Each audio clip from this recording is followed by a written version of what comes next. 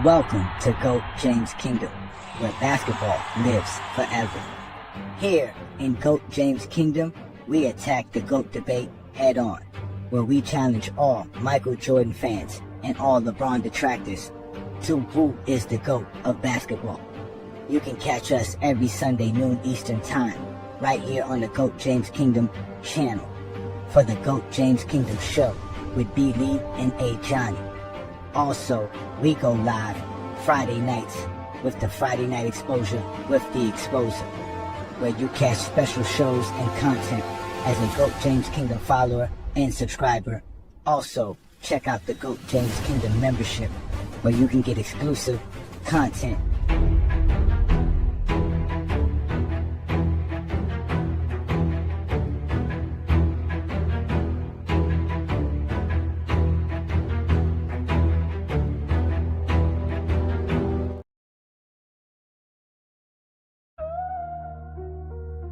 Yeah.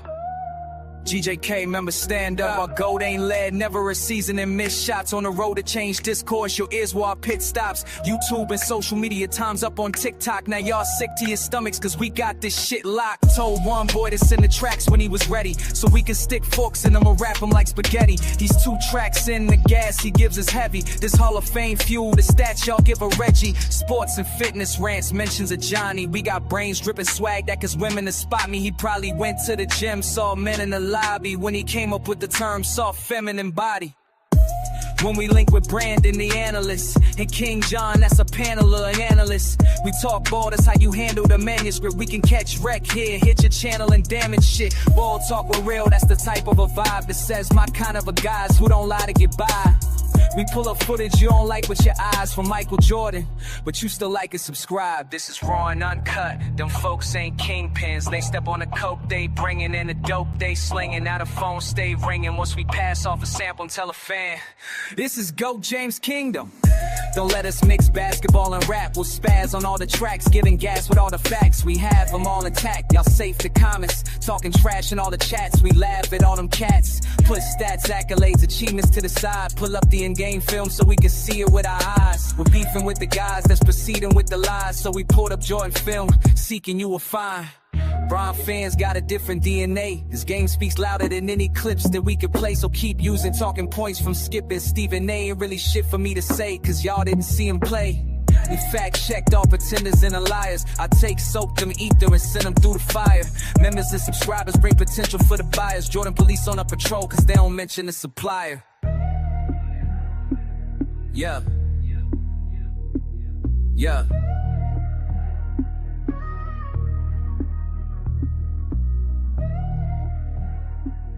Yeah. Huh. Huh.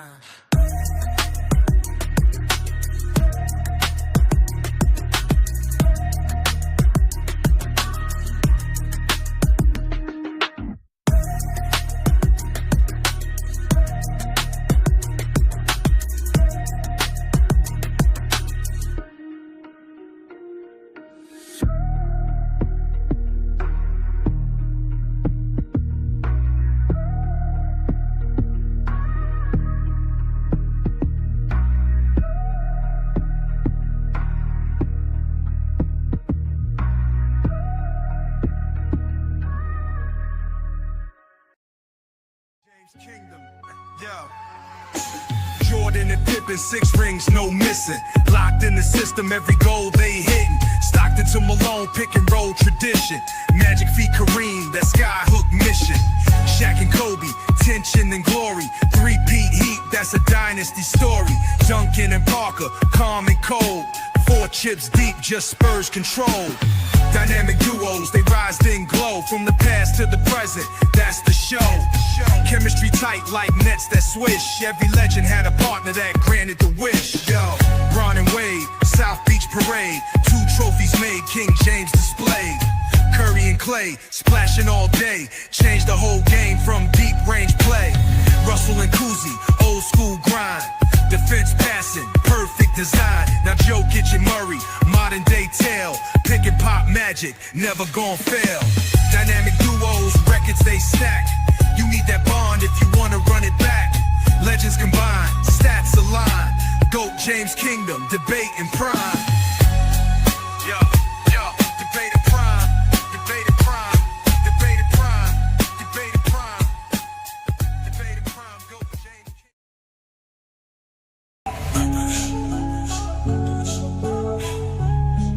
Bite boy. What? Yo. Bite boy. They said the crown was settled, but we came to rewrite. B. Lee with the blueprint of Johnny bringing the fight. LeBron with the vision, no gimmicks, just facts. Go James Kingdom, put the whole game on his back. Built like a fortress from the haters we fed. A Johnny with the flame while B. Lee stay ahead. Dropping Olympic gold in 40-point nights. 2012 done, had the world in fright. Skip the nostalgia, we talking data and war. Got receipts for the lies y'all been praising before. From Cleveland to Miami to the Lake Show Rise. Finals MVPs rain down from the sky. This ain't opinion, this verse has got math. When B. Lee speak numbers and a Johnny bring wrath. We got songs for the truth, hooks for the pain. Every bar built to echo LeBron's reign. Paul's Wayne. Oh, boom. Wait, April? Let's get it. Ha, ha.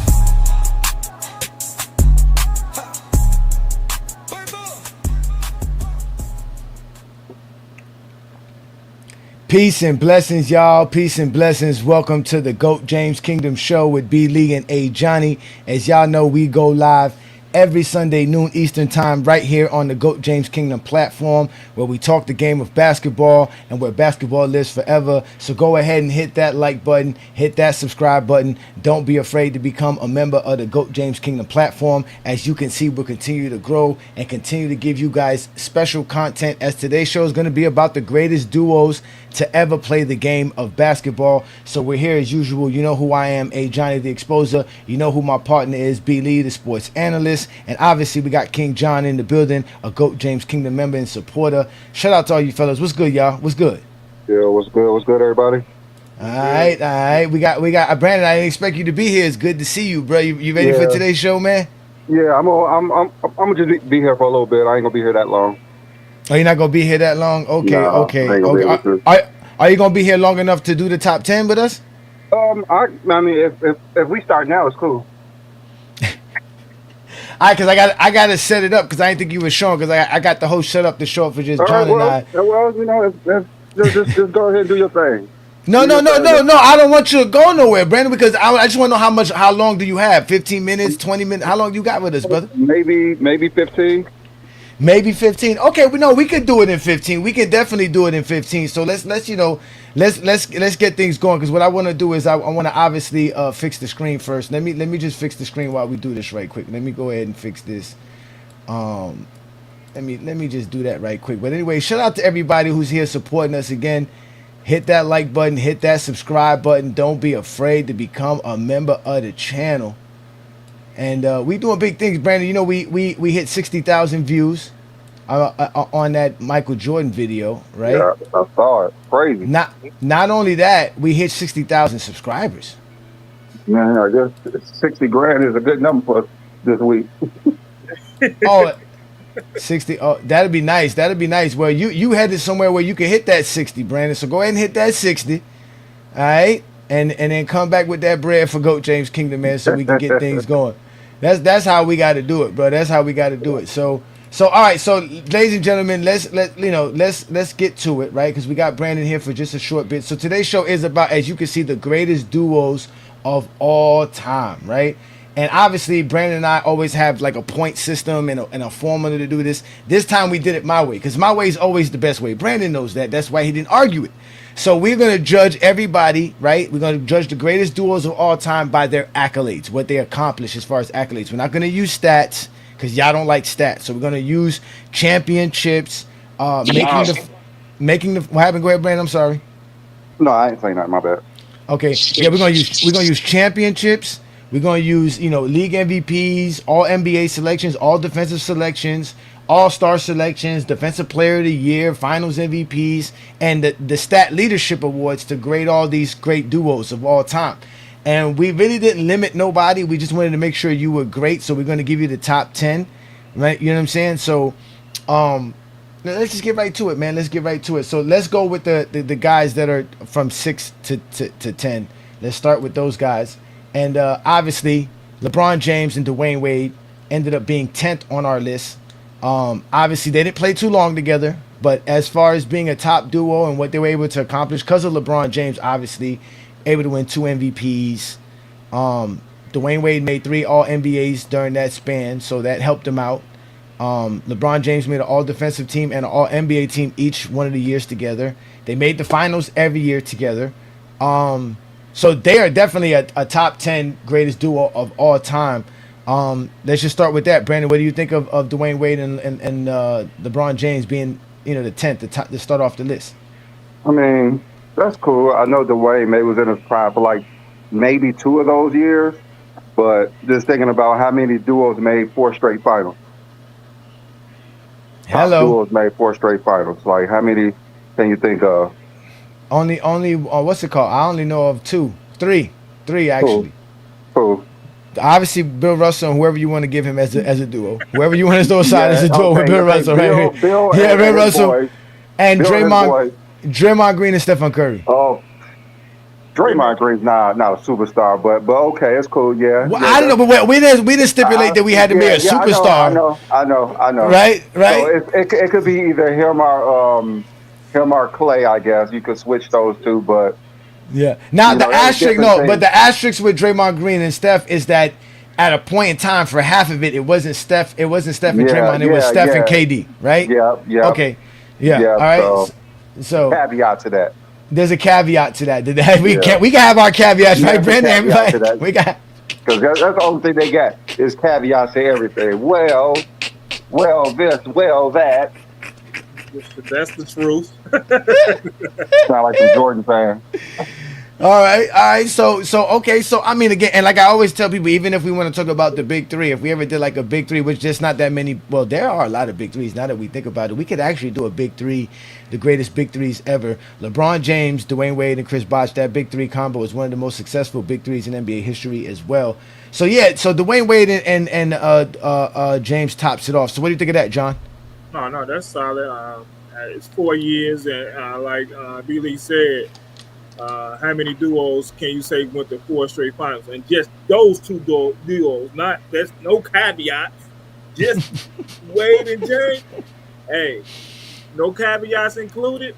Hey, that's solid. Winning two championships in that span. Hey, LeBron James winning 2 MVPs also in that span. Should have been 3, but that's a whole nother conversation. Oh. Went 2 depoys. Should have been 2 depoys as well. Should have been 2 depoys in there. Yeah. He should have been back to back with a lot of things. Yeah, a lot of things. That's a fact. A lot of things. With a lot of things. Exactly. So, all right. So the next group of guys, the next duo is Wilt and Wes. Right. We obviously know Wilt Chamberlain was already a man before he was already the man before he joined the Lakers in 1969. But he had his most finals appearances and his most successful seasons as far as winning when he played with Jerry West. Him and Jerry West played together, I believe, 6 seasons, if I'm correct, till 73. So that's 5 seasons. But they made 4 finals together. But they made 4 finals together, right? And they made the All Defensive team 7 times together. They were All NBA 6 times together. Wilt Chamberlain didn't make too many All NBA teams during the early 70s, which is kind of weird. But they did have a Finals MVP. But Wilt Chamberlain led the league in rebounding 4 times, and West had the assist title once during that span. The year, and obviously they won 1 champion during that span. So Wilt and West become number 9 on this list. What do you think of that one, Brandon? I wouldn't put them above Wade and LeBron, but because again, it is by the point system, Brandon. I know. What I did was I did their totals and then I divided it. So I used a part of what I did for my criteria, which is giving them the type of points for each individual accolade. But I use your system of dividing the amount that they get compared to the points that they get, so that you can get an average. You get an average of what their total score is. You see what I'm saying? So they scored just a little bit higher than the Heat did. or at least than LeBron James and what's it called? Just a little bit higher. So, but go ahead. My bad. But go ahead I'm just again. saying, looking on this list, they should be in the top 10, but I would probably swap 10 and 9 if I could. But by the point system, I'm pretty sure it was close.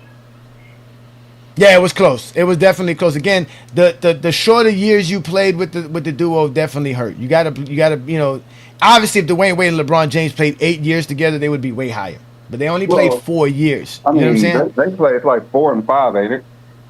I mean, it's like 4 and 5 years, ain't it? That you know what I mean. But I didn't count that. I didn't count that Cleveland season. Yeah, because remember Dwayne Wade got traded away. He didn't even play that. I'm just saying for Wilt and West, it was like what 5 years.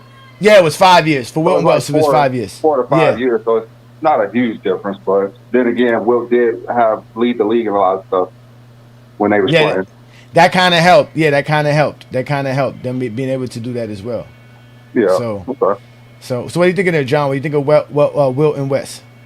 I mean, I believe in what B. Lee has said as well. I would have put Wade and James in front, but I understand the point system, put them right there, and that takes all the emotion out of it because you did with the point system, so you not paying favoritism to anybody.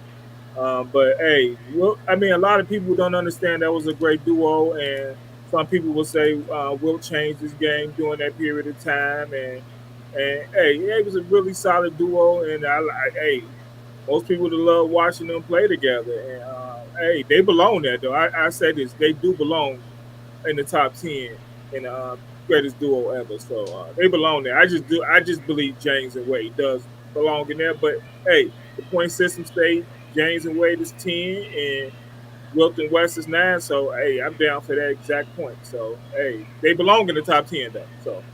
Yeah, I got you. I hear you. I mean, again, y'all know how I feel about both those guys, Wilt and Jerry West. They were definitely the two guys coming out of the '60s that people were calling the GOAT. Jerry West, the first Finals MVP. Yeah, everybody understood it was Bill Russell was the greatest winner. Like that was what it was. But like I always tell people, there was two aspects of the GOAT conversation. There was the guy who was the best team player, which was obviously Bill Russell, and then there was the guy who was just the individual best player.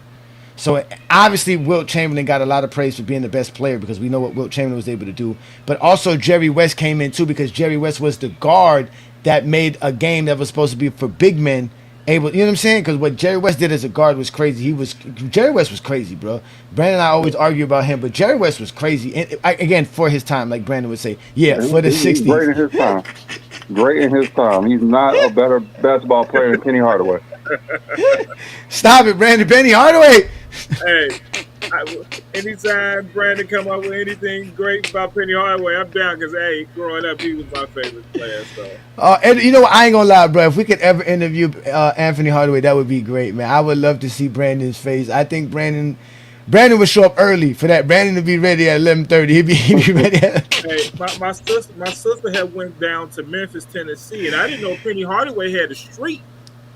So she asked me look to the street and said, look, because she know Penny Hardaway is my favorite player growing up. So she had sent me that Penny Hardaway had a street in Memphis. So I didn't know that.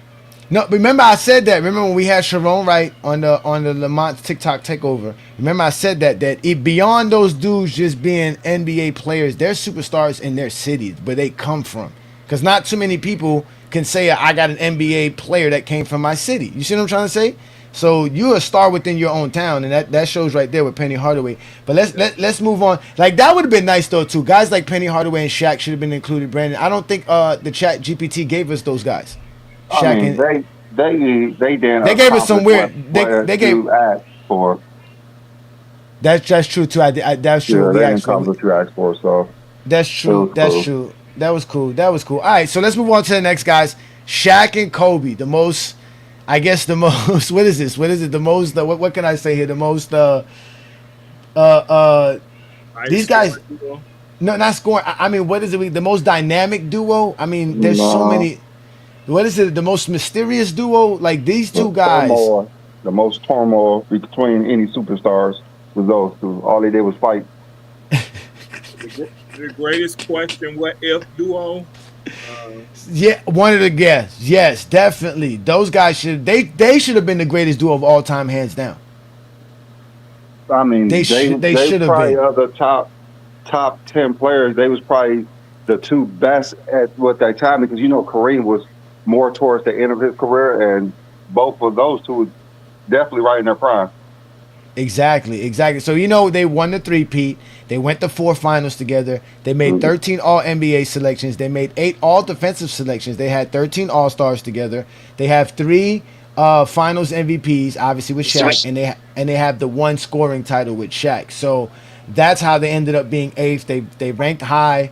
Way higher than again Wilt Chamberlain and the James duo was way lower than any of these other guys we're going to be mentioning here.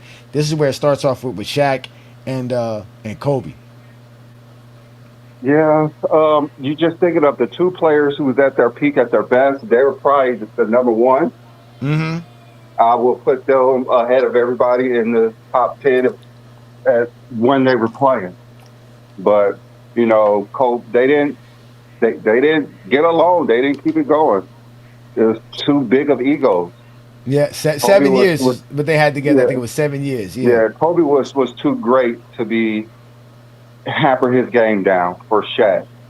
I think that was the main thing. He had to hamper his game down for Shaq, and that just caused a lot of issues because Shaq thought he should, and Kobe Mm-hmm. thought he should not. That's basically what it is. Yeah, no, I mean, again, a part of this is the longevity aspect. Playing together for a long time is going to be a part of this because again, it's about what you accomplish together, and what they accomplished together is one of the greatest feats of all time. Again, Yeah. these are top being a top 10. Like, y'all always complaining. We're talking about being the top 10 of all time. There's a lot of duos of all time. Trust me, none of them rank high as any one of these guys. We went and looked at it. I mean, we had guys like they gave us guys like Jamal Murray and Jokic, not close enough to any one of this. Guys like Clyde Drexler and Hakeem Olajuwon, not close enough to that what they did together. What were some other players they gave us? I know one guy one set of guys that they never talk about was Walt Frazier and Willis Reed. I think that was something I should have looked up as well. That was a nice combo as well. But again, they're upset about Kobe. Again, we already know they're gonna be upset about Kobe. So, what do you think, John? Hey, I'm surprised they're at 8, and I mean, again, I agree with everything Brandon said that at that time they was probably the best duo ever. I mean, Shaq and Kobe. Like I said, it's the biggest what if, um, and I understand the point system, put them right there, but. Hey, Shaq and Kobe, again, that's another duo that belong in the top 10. There's no questions about that. They won 3 championships, two great players. It's one of the biggest questions is, do you think the media played a big part of them splitting up and causing a rift between Shaq and Kobe? Because, hey, you hear it in the media every day, hey, Shaq is Batman and Kobe is Robin. And Kobe never one day probably in his life felt like a Robin in his life, and that's what they telling him. That's all he hearing every day in one of the second biggest market in the United States, that he a Robin. And it's I hard. do I do think Kobe would have just took it personal anyways. I think he would have. Hey, do you think Kobe wish he would never got traded to LA and stayed in Charlotte when he was drafted and built that team up? Do you really think that? Well, Kobe says his rings are more important without Shaq, so most likely. So I mean, again, yeah, I always, Kobe fans don't like when I say this. Kobe cared more about stats than winning championships because he definitely broke up an opportunity to win way much more championships and have way much more winning on his resume than he did alongside Shaq. He could have milked Shaq for all Shaq was worth, and then start getting stats after Shaq. yeah, So right. so He didn't have that mentality like Magic Johnson. yeah, he didn't have that. Yeah, he didn't have that. So, but talking about somebody that was like, yeah, I don't care about stats. Let me just win all together. Number 7 on our list is Tim Duncan and Tony Parker. Tim Duncan didn't care about stats. He was just like, whatever you need me to do, whatever you got going on, we're gonna do it, and that led to 4 titles together, 5 finals. Obviously, we know he has the 2 MVPs, the 15 All NBAs together, the 11 All Defensive teams together. 18 All-Stars, and 3 Finals MVPs. Was Tony Parker? Tony Parker wasn't on the first title. No, he Right. wasn't in not No, he was on the 99. first title. He wasn't Okay, on the so- first title. No, he was, Okay. but he was there for 03. Okay. Yeah. Duncan is one of the players who wasn't talked about in the 2000s, and he's a great player. And a lot of people will mistakenly take him out of their top 10 just because they forget about Duncan. But he didn't care. Again, he didn't care about stats. Never had a losing season in his career. As far as the professionally, he never had a losing season. Always was winning. So, hey, again, another duo that belong there. Parker got 4 championships, right? Yep. Yeah, 4. Yeah, so, For sure. And the Finals MVP. and the Finals MVP. So, hey, Yeah, one of the that's a lot duos- between them. Yes, Mhm. yes. Are they? Would they be the only duo? I'm not sure what the rest is that has a final MVP with each player. Why they on the same team? No. Kareem. No. No. I don't know the rest of the list, so Yeah. I'm just. Well, we Kareem, know Kareem and Magic. Kareem and Magic's They're gonna be on there. there. Yeah, Kareem and Magic's gonna be on there for sure. Yo, come on now, come on. Yeah, Kareem and Magic. I know. Yeah, You can't. come on. Now. Yeah, those are only 2, right? I can't think of nobody else. I can't think of nobody else besides that. Right now, no, we'll see. Right now, you're probably right. Yeah, you're probably Yeah. right. Yeah, definitely. Then that goes to show you how, like I said, Tim Duncan didn't care about stats. He just knew what he had to do. He impacted the game. That's why he was known as the big fundamental, because he just played the game. He just played the game as how it was. And he was definitely great. And so was Tony Parker as well. So they definitely, we know they had a good range. So they ended up 7th. Then let's move on to the Bird and McHale. Now, it could be Bird and Parrish, but it's going to be Bird and McHale in this scenario. It really should be Bird and Parrish now that I'm thinking about it, because McHale was coming off the bench for a good portion of this duo's combination. But still, it's Bird and McHale. They won 3 titles together. They made 5 finals. Bird won the 3 MVPs. They've had 10 All-NBA selections together, which I don't think McHale made an All-NBA selection, if I'm correct, but he did make 6 All-Defensive selections, so that's why they got 9 All-Defensive selections. McHale made a lot of All-Stars. So they got 18 All-Star selections and 2 Finals MVPs. They end up being 6 on the list. What do you think of these guys here, Brandon? I mean, that's a good choice. You know, they was one of the historical franchises, especially when they play in the 80s. So, you know, McHale was a beast. Bird was top 10 player of all time. So, You know what's funny, Brandon? If we were playing 2K, Bird and McHale would be the last duo we would pick. That's NBA jam.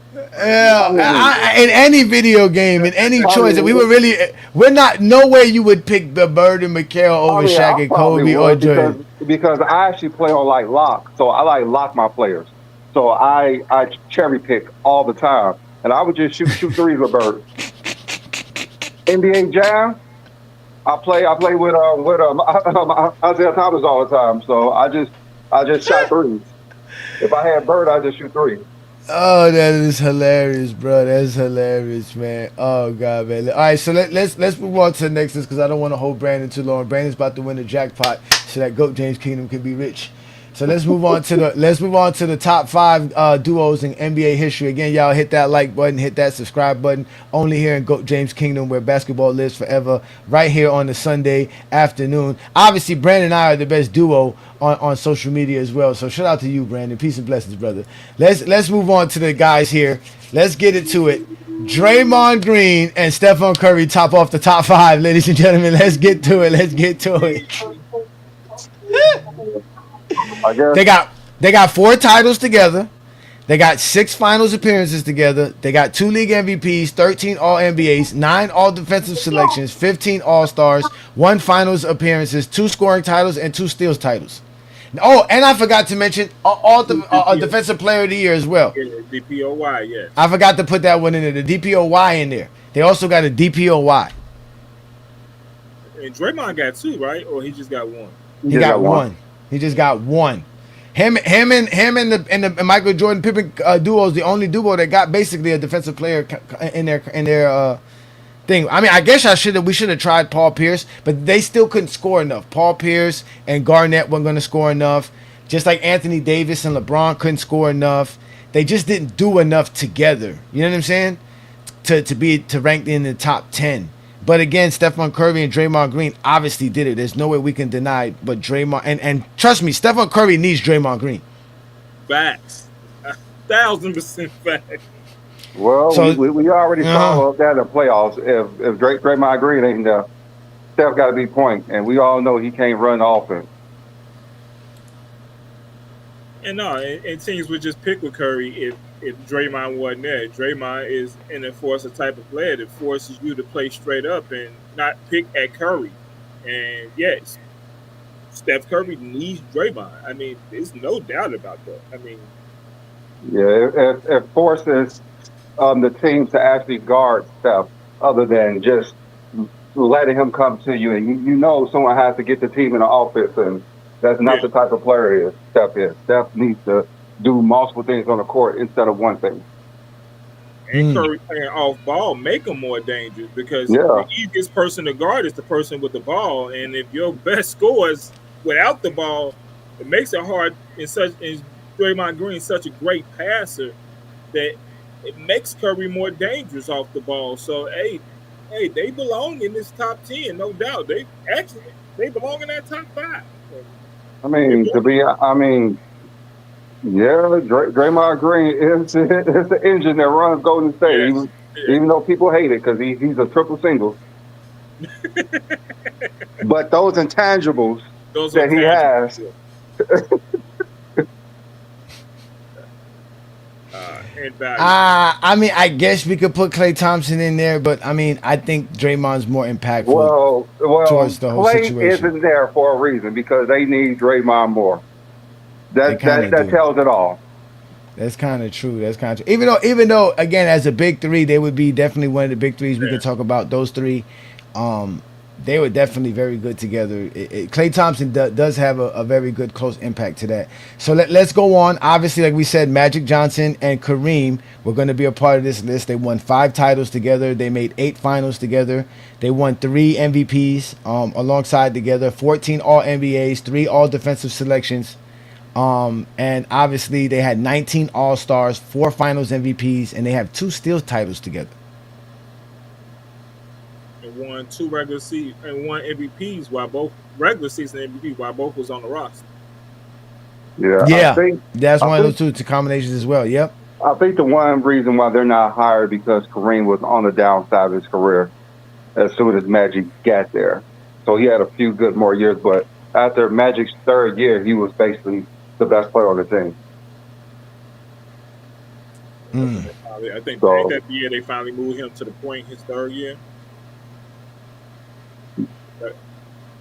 They moved on from Norm Nixon. Yeah.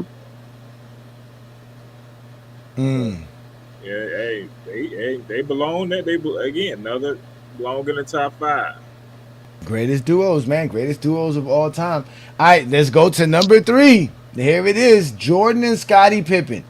Obviously, the reason this is not higher is because of Scottie Pippen, right? Scottie Pippen, it's his fault. He's just not great enough. There's nothing Scottie Pippen could do to make Jordan as great as Jordan should be, I guess.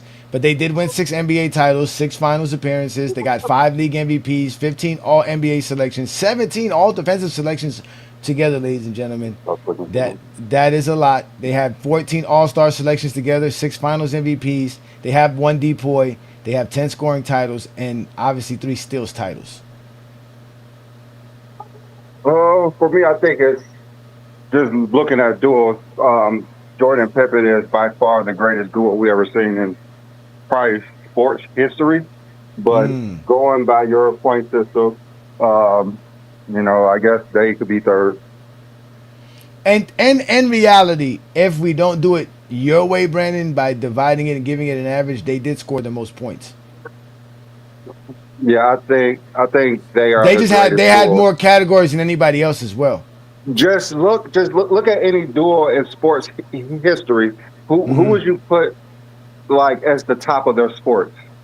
Look at football. It would be Joe and Jerry. That's definitely up there for sure. Then Joe you and look Jerry. at baseball. Has to be somebody from the Yankees. No, I'm just saying in football, it does Brady and Gronk count, and does Mahomes and Kelsey count? I don't think I don't think no one was more dynamic than Joe and Jerry. Um, I don't know. My personal will be Joe and Jerry. I don't know about you guys. I think. I agree with you. Don't Joe and start Jerry talking was up about there. no Chicago Peyton and You know, I was about to say you cut fucking me off Jim right McMahon. I don't want to hear that crap today. We all know it's not true. He cut It's me not off right. 1985. He cut me off right when I was gonna say. I can't with you, Always man. try to I mess with me really every can't Sunday. with y'all, man. I I can't really wait can't to. with you too, man. You guys are too funny, man. This is supposed to be the Lord's No, Day, but you know. hey, I believe Jordan Pippen should be number one. I grew Mhm. up watching them my whole life, and I believe that. But I heard somebody today. I wish he was in the chat. And the way he killed Scottie Pippen on the live today, I would love to see him in the chat because I bet you he would say Jordan Pippen will be one. But the way he killed Scottie Pippen in the live today, I would have loved to see him in this chat right there. I hope some point today I see him in the chat, and I just want to. I ain't gonna say nothing. I'm gonna just listen to him. I don't even want to say his name because I don't want nobody to hear what I'm saying and watch it. I hope he in the chat some point today, and I just want to hear what he got to say because I heard him kill Scottie Pippen today on the live, and definitely Scottie belongs on that list, and Jordan and Scottie belong in that list. And in my lifetime and watching Jordan and Scottie growing up, yes, I believe they number one. But the point system said they three, so they three. Yeah, But this list reminds me of someone else's formula that we had Who? before. Whose You formula was know that? that guy who put Hakeem Elijah. I mean, who put Dame above Hakeem Olajuwon in the all-time ranking? That guy. That's what this list reminds me of. This formula.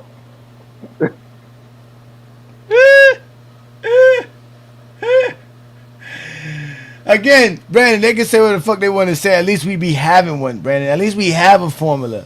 You know what I'm saying? At least we have something. You know what I'm saying? Like they can get mad all they Well, want to. hold And up. Today it's not a we. hold Today on, it's not a we. it Today. is a we. No, It is a this is we. not a we today. It is a we thing. It's always a we thing, sir. What are you doing? This I didn't formula. want Brad to say that. This is not a we today. He said it's not a we today. Yeah, because you know why, right? Because obviously people going to get upset. They're going to say, why is Malone and Stockton ahead of Michael Jordan and anybody on this list? Well, it's obvious, bro. It's obvious. Listen, they made two finals together, even though they didn't win it, right? And they obviously lost to Michael Jordan and Scottie Pippen. But Michael Jordan and Scottie Pippen had way much more help as well, right? They got 2 league MVPs in Malone, but they got 25 All NBA selections together. That means they were together for a very long time and great together for a very long time. We can't ignore that. They got 9 all defensive selections together. They got 24 all-stars together. They got 9 assist titles. If 10 scoring titles matter, why the hell 9 assist titles don't matter? At the time of they retire, you got the number 3 all-time scorer, and Stockton, the number 1 all-time assist leader. So We talking about, I think, but Brandon, right? Brandon, we know, but Malone was number 2. yeah, know number what? 2. Yeah, my bad. Yeah, number 2. That's my bad. Yeah, number 2. Yes, because he 3 now. So yes. But Brandon, you know, here at Go James Kingdom, we appreciate longevity and we appreciate the accomplishments that you do. Like in reality, just because they didn't win a championship together, does it really change that if they had one NBA championship to the 0 they got together? They're one of the greatest duos in NBA history. Everybody knows it's Stockton and Malone. You can't talk about Stockton without Malone, and you can't talk about Malone without Stockton. These are the only 2 guys that you really have that true cement with. They're a true duo. If they had one title, maybe they'll move into that like 8 slot. Maybe. Yeah, one championship would change their whole conversation. Just one. Just one. Just a championship. Just one. I mean, it's all their fault because they didn't come in shape in '99 to win a title. They even let. I mean, it was the Knicks in the finals. Come on now, and a second-year player. It's Utah's fault they didn't come in shape. I mean, everybody can't just take just a lockout so you just don't come in shape. That's Utah's fault. Oh my God, that's hilarious. That's hilarious. You know, hey, already know, Brandon, they're gonna be upset because again, these guys. I mean, again, they have the most All NBAs by far than anybody else on this list So because they they got played like together. double, right? Yeah, because they played together so long compared to everybody else. They're the only ones who really played. I think they played together 17 years or no, yeah, 19 years. I was 19 because No, because I think Stockton came in before Malone a year, so they played Okay, yeah, so like 18 17 years. years. Something like that. 18 years. 18 years together. 18 years Exactly. together. And had plenty of success, made the playoffs every year. I mean, again, look at their accolades and achievements. Like, you know what I'm saying? Like, what it else gotta can be we say? 17. Malone played that 1 year with the Lakers, so it got to be 17. And mind you, winning was the number one ranked in this thing. Nothing ranked higher than winning. Nothing ranked higher than winning on this list. Nothing. You know, you're gonna have people in the chat say the only win in the championship. So But that's what I'm saying. In this ranking, winning got the most points, the most everything. So- When you won, and that's Okay. why the number one guys is Bill Russell and Sam Jones because they won 10 championships together. Okay, Johnny. Okay, so this is what I want you to do Okay. for me. I want Uh-huh. you to take LeBron James' career, add up his points, and see where he ranks with these duels. What do you mean? Just LeBron James' career? Just Like, LeBron James, his career with these duels. Where Wow. would he rank with his points? damn, Brandon, why you That's gotta what do I that? want to know. Okay, so you all can right, have- wow. Okay, so let's do that. So let's do that. We got Since got I four. can't do it right now, I really want to see. Brandon, you're gonna have LeBron number one greatest duo. I just want to know. I just want to know with this formula. all right. And then he has oh wow. All right, hold on, wait. All right, so that's okay. So damn. All right, I gotta get the what's it called calculator out to do this right quick. Let me do this right quick while we do this, ladies and gentlemen. So as y'all can clearly see, these are our top 10 greatest duos of all time. Let me make sure you guys get a chance to see the entire list, so that there's no dispute, there's no arguing, there's no fussing, no fighting. We don't want you guys upset at us here in Goat James Kingdom. We are here trying to just be Upset at a as Johnny, diplomatic. Johnny. Come on, Brandon, don't do that to me, man. The only way that I would agree to this if LeBron's number one. That's the only way. A twin man. I was looking for one player who played for the Knicks one game on this list. Just one. Okay. Like, I didn't see any twin man. Twin man is just manning his business, and you talking about the Knicks. It's always that with you, bro. It's Jordan's always trying to stir the pot. That's what Always- he's always trying to stir the pot. Not one Nick. Hey, the Knicks shouldn't even be on the top 10, nothing. Just like nothing. We shouldn't even have, when we talk about top 10 anything, top 10 meals, New York should not be involved.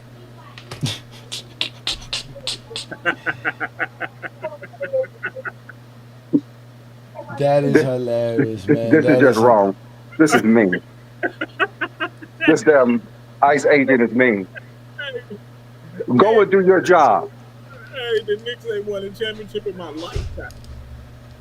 Oh my God, you guys are something else, man. These Zesty Jeffries are gonna really be. Now they're gonna definitely come at me, my partner, and then he gonna leave too. When we put the link up, he gonna leave, and I'm gonna have to deal with all the Zesty Jeffries by myself. He gonna have to deal. I'm gonna have to deal with all the Zesty Jeffries by myself because my partner said he's not involved in none of this. He just left me hanging. I appreciate that, Brandon.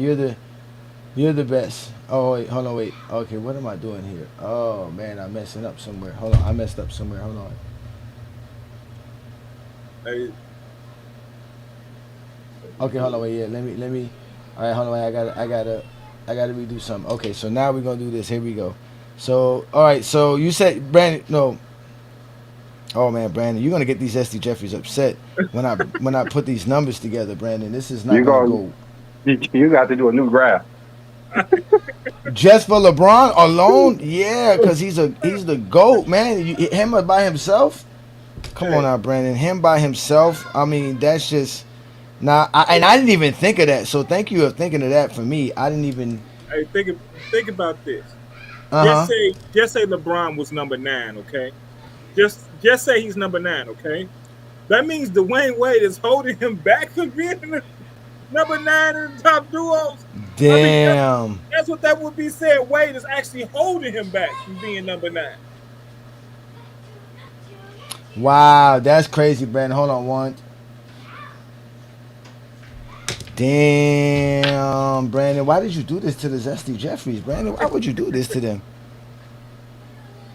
Oh, okay. He would be ranked. If I'm correct, he would be ranked third. He would be ranked Third. right before. He would be right behind Stockton and Malone. Russell and Jones scored 36. Malone and Stockton scored 33. LeBron James by himself would have scored 29.38. So he would have been just ahead of Michael Jordan and Scottie Pippen, who scored like 28 or 27 points, something like that. So you're saying Wade really held LeBron back. That is good. Something like that. That's not my fault. Jordan sucks, man. Nobody care about Jordan. and Scottie Pippen holding Jordan back. Yeah, Pippen holding Jordan back. That's not really, because Pippen adds to his resume now. That's the whole point. Yeah, Pippen I'm pretty adds sure to the Jordan resume. probably won't finish in the top 10 by himself. No, he's not. Yeah, of course not. Jordan don't have enough. We keep telling y'all, Jordan don't have enough. Jordan never had enough. We all know that. Get angry all you want to, but there, LeBron would have scored 29.38, so that would have made him third. So only people that would have been better than him is obviously guys like Stockton, Malone, who played 20 years together, and Russell and Jones, who won together every year. A new world, yes, that's a fact. So it's not my fault, ladies and gentlemen. y'all love accolades. We didn't even use stats. They love stats. They bring it up all the time. Don't forget about 10 scoring titles. I mean, well, in reality, they think that's the NBA award, so they ain't too bright. A dude said who came up there that you get a trophy for scoring titles at the end of the year. He believed in the make believe. I mean, Lala gave Melo a trophy, and they just took that as that's the NBA. Lala said, "Here, baby, you got this trophy I got from you. I'm gonna post it on my Instagram." Oh my god, bro. Oh, that's hilarious. Hey, it would be people today who argue with you about the trophy for scoring titles. I Like, mean, yeah, again, And it's the same picture. I believe that's probably fan created. That's what I think. It has to be. It has to be. It has to be. Whoever put that online needs to go to jail. Call the police. definitely. Oh my God! Because whoever made that up, hey, he deserves an award because these guys really believe in it. Shout out to New World, man. We got New World in the building. What up, not New World. Blue Boat. What's good, brother? Oh, shoot. Can you hear me? Yeah, we can hear you, bro. We can hear you, man. You the first to hit the link, man. Again, ladies and gentlemen, this is Blue Boat, the Lord of Goat James Kingdom. Did I have any blasphemous statements made today by this top 10 list here, Blue Boat? Because Brandon done turned his back on me. He's gone. He's about to disappear in a second. He said, "This is your list." I got to kind of, man, some of this is like mind blowing a little bit. Yeah, man, it's bad. It's just bad. You can say it. Yeah, it's like, it's different. I'm not going to disrespect and say it's bad, but I just say it's different. You can say it. It's fine. Johnny has some tough skin. Trust me. He's been called a lot of names. Oh my He's been called a God. lot of names. Wait a minute. You don't want to know the list that GPT gave us. It wasn't even that much better, so don't even go there, Oh, friend. come on now. You read it off, Johnny. Read it off. Read it What? off. You want me to read off the Chat Yes, GPT read it top off. 10? All right, so let me Read it read off. let me read off the Chat GPT top 10. Hold on, wait, let me. All right, so Chat GPT, Brandon's buddy top 10 greatest duos of all time. It's obviously Jeffrey Jordan and Scottie Pippen, number 1. That's correct. Right? Karl Malone and Stockton was still number 2. That's unfortunate. Actually, it's by your point system still, just so you know that. No, it's not good. They got information wrong here. That's why Jordan and what's it called number one. They got information wrong. Plus, you didn't put Bill Russell and Sam Jones together. No, I They did. I did. No, exactly. Well, not with you. It was Chat GPT. Then it was Tim Duncan and Parker was third. Magic Johnson and Kareem was fourth. Bill Russell and Bob Cousy was fifth. Then it was sixth was Shaq and Kobe. Seventh was Stephen and Curry and Klay Thompson. Number 8 was LeBron James and Dwayne Wade. Number 9 was Jerry West and Wilt Chamberlain. And then number 10 was LeBron James and Anthony Davis. That And then sounds the about honor, right, though. then the honor, LeBron James and Anthony Davis. What did they do together? This one, a What the title in the hell? bubble. Man, come on now. That's crazy. That's insane. That's straight up insane. LeBron and AD, man, come on now. Exactly. And then the number 11 honorable mentions. The number 11 is Kyrie and LeBron. So LeBron, all right. they said that's all right. Then you have Julius and Moses, Isaiah Thomas and Joe Dumars, Kevin Durant and Stephen Curry, and then the round off the top 15 would have been Dirk Nowitzki and Steve Nash. I don't know about that one, but everyone else is better than yours. Yeah, I don't know about the Steve Nash. Man, this is That's the one you sent me. That's the one you wanted me to post about. I was like, nah, and they had the information wrong too. I had to correct their information. It happened. He said it happens. man, it's all over the place. This is all over the place. Yeah, I was all over the place. How would you grade them, Blue Bow? How would you grade the greatest duos of all time? You say asking me my ranking, or how would I do it? Yeah, how would you rank them? How would you create a point system that would help us understand which duo is the greatest duo ever? I go by, like I said, just like my greatest of all time list, like championships. Even though it's not the most important thing, stats, accolades, longevity, peak and prime. That's how I would do it. So it's all everything all together, you know what I mean? It's all and everything taken into consideration. But this right here, Draymond Green and Steph Curry. Draymond Green and Steph Curry. I don't know about that. I mean, I understand Draymond is valuable in some areas, but All right, guys, I gotta go ahead and head out of here. All right, Brandon, good to see you, man. Have fun, brother. Have fun, man. Be safe out Have there, fun, man. All right, thanks. All right, see you guys. Don't go get no gummies. yeah, I was saying like I'm surprised they didn't consider Bill Russell and John Havlicek. That was the duo I would consider. Bill Russell and John Havlicek. Why is it John Havlicek in consideration for this besides Bill Russell?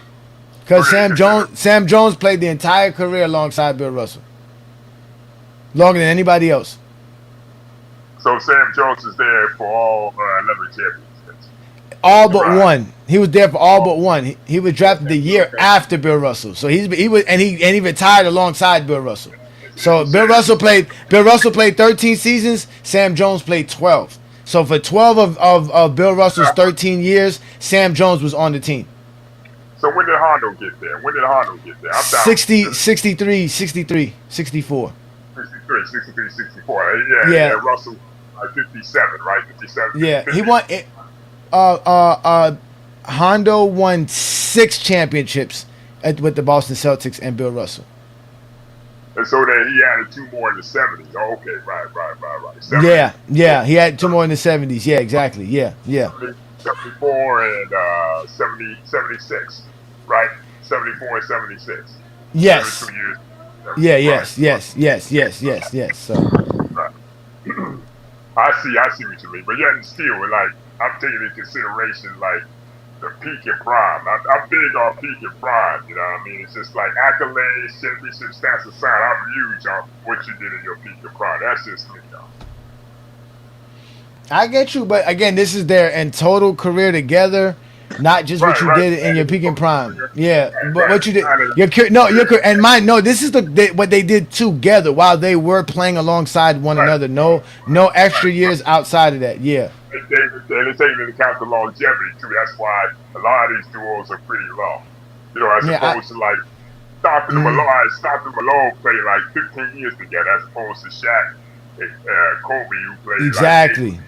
Exactly. It matters though. It matters to playing how long you play together. It doesn't matter. You accomplish more when you play together long enough. So, yeah, of course, it matters. I think Wade and LeBron played the shortest together. Yeah, out of everybody here, Wade and LeBron did play the shortest years together. That's why they only ranked so played low. 4 years. Right, Yeah, right, exactly. right. Yeah. 4 years. Right. And that's why you don't see people like Dr. J, Moses Malone, Akeem Olajuwon, Clyde Drexler. You don't see them on there because they only played like 3 years. Right? Yeah, I mean, like I said, people, y'all get upset all y'all want to. It is what it is. These are the stats and not the stats. These are the accomplishments that they put together. We included everything that y'all like to include, and like I said, we made winning the most important aspect of this list. Everything about winning was the most important aspect of this. So these guys are all winners, and they're definitely great at what they do. So I mean, What I like about the list is not based on how you felt about it and your eye test. It's based off a point system, and it makes it so unbiased that it's a point system that put the list together. So yeah, man. So I mean, again, I got everybody's allowed to have their list. You know what I'm saying? But like I always tell y'all, this is what we do here in GOAT James Kingdom. We don't just make shit up. We look shit up. And when we looked and we It's the same, man. Not everybody's just gonna be the same. Just like the top 10 on time. Not people, everybody's just gonna be the same. So hey, I'm not mad at all. You know what I mean? But at the end of the day, again,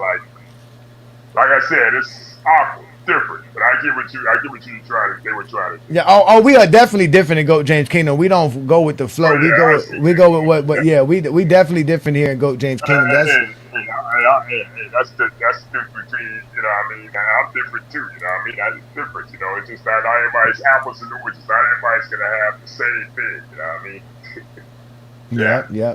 And like I said, in reality, the best duo in basketball is Brandon and I and GOAT James Kingdom. And if you don't like that, then the second best duo outside of that is GOAT James Kingdom and FYF. So, you know, y'all can get upset all y'all want to. You know what I'm saying? I be hearing them TikToks, man. They be in there heated. Man. Yeah, man. I be coming in up with, man. Y'all, I be cracking up the way these cats be like, dude, man. Like, all we doing is talking basketball, but yet some of these cats can't talk basketball because they too emotionally invested, man. Like, Facts. It's crazy. Facts. I never like that in my life, man. The killer part is, back in the 90s, they didn't even used to talk like this. They didn't talk like this back in the 90s. Everything was about basketball, but yet people got obsessed with this GOAT debate shit. And here we are. Yep. All right. So yeah, let's let New World then. Shout out to New World, a GOAT James Kingdom member, always supporting GOAT James Kingdom. What's good, bro?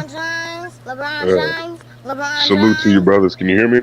Yeah, we can hear you, man. What's good, man? What do you think of the GOAT James Kingdom top 10 greatest duos of all time? Oh man, Johnny, you know you my boy, but I thought you was out of your rabbit ass mind when you put John Stockton at number 2.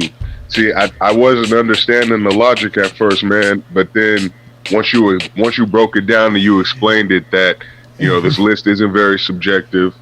You know, you valued years played together as, you know, it's really high, and you didn't use any stats. And you didn't use any like milestone achievements, because my reasoning I was thinking that you had LeBron and Kyrie in the top 5 because they're the only duo to score 40 points in the finals. They came back from a 3-1 deficit against a 73-win team, only team to do it.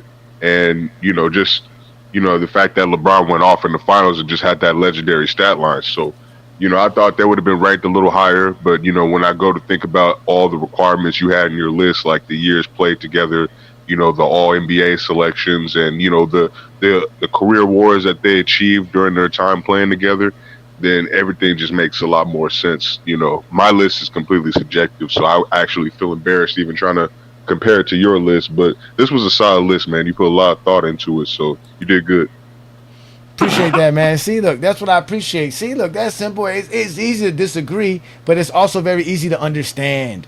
You know what I'm saying? Oh, yeah. Like, you know what I'm saying? So, again, yeah, can I add my biases to it? Do I think that, you know what I'm saying, like I said, Bird and McHale was a better duo than Shaq and Kobe? No, of course not. I don't think that. I think Dwayne Wade and LeBron James one of the greatest duos ever, man.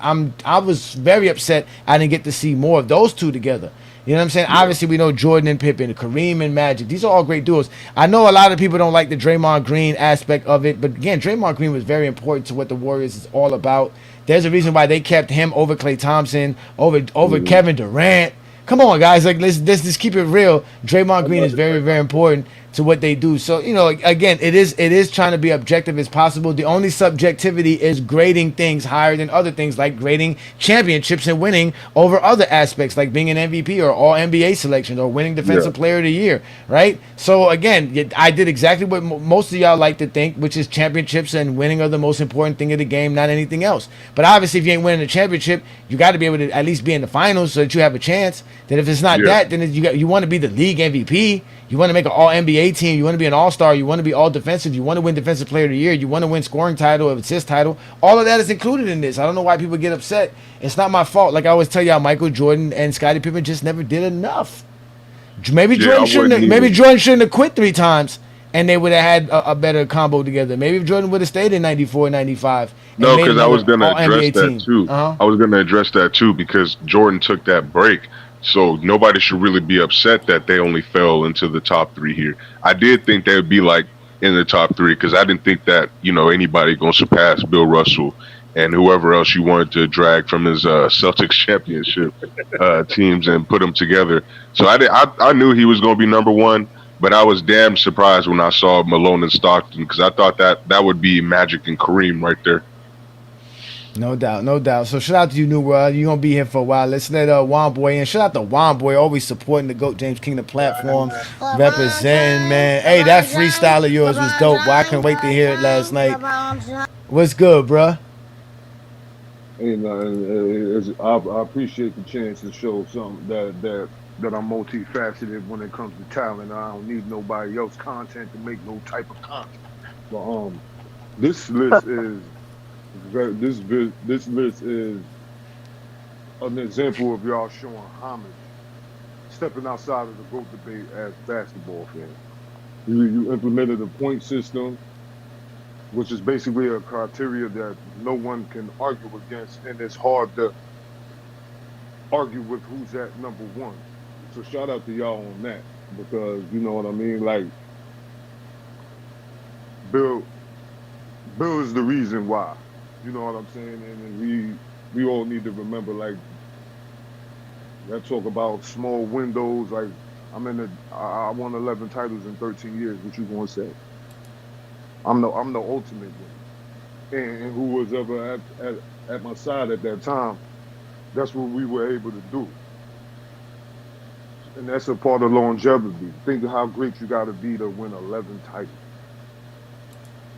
You know what I'm saying? So, and 8 in a row, like, that's the record. So that 3P, I don't care.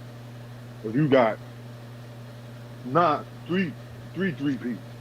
Like, dude, they won 8 in a row, man. So shout out to, you know what I mean? Like, just shout out. In Boston at the time. And yeah, you know what I'm saying? And that's in a era where, that's in a time where in America, you know, it was... Yes. Yeah, you know what I'm saying? So Bill Russell having the mind state to, you know, keep his composure, you know, to go through that, to survive through that income and still perform at the highest level at the biggest stage. Like, all due respect to him and his teammates. And everybody else who was voting him best player in the league. Like, yo, he gonna do some shit. He coming here busting our ass. So that shit ain't even affecting him for real. What? Yeah, this is good. This is a good list. You know, I think everybody's supposed to be where they're supposed to be. It acknowledges the guys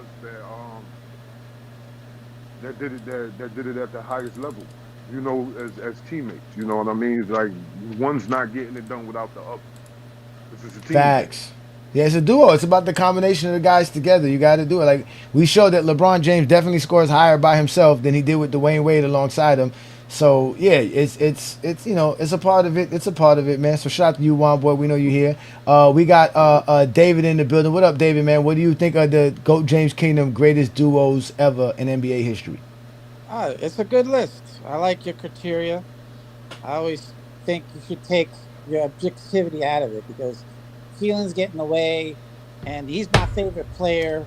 Doesn't because he's your favorite don't mean he's the best, and just because they're your favorite duo don't mean they're the best. And I love the fact that Karl Malone and John Stockton out there, even though they didn't win a title, titles don't mean everything in sports. Like only one team wins it every year, and it just depends on their excellence. And those two were excellent together.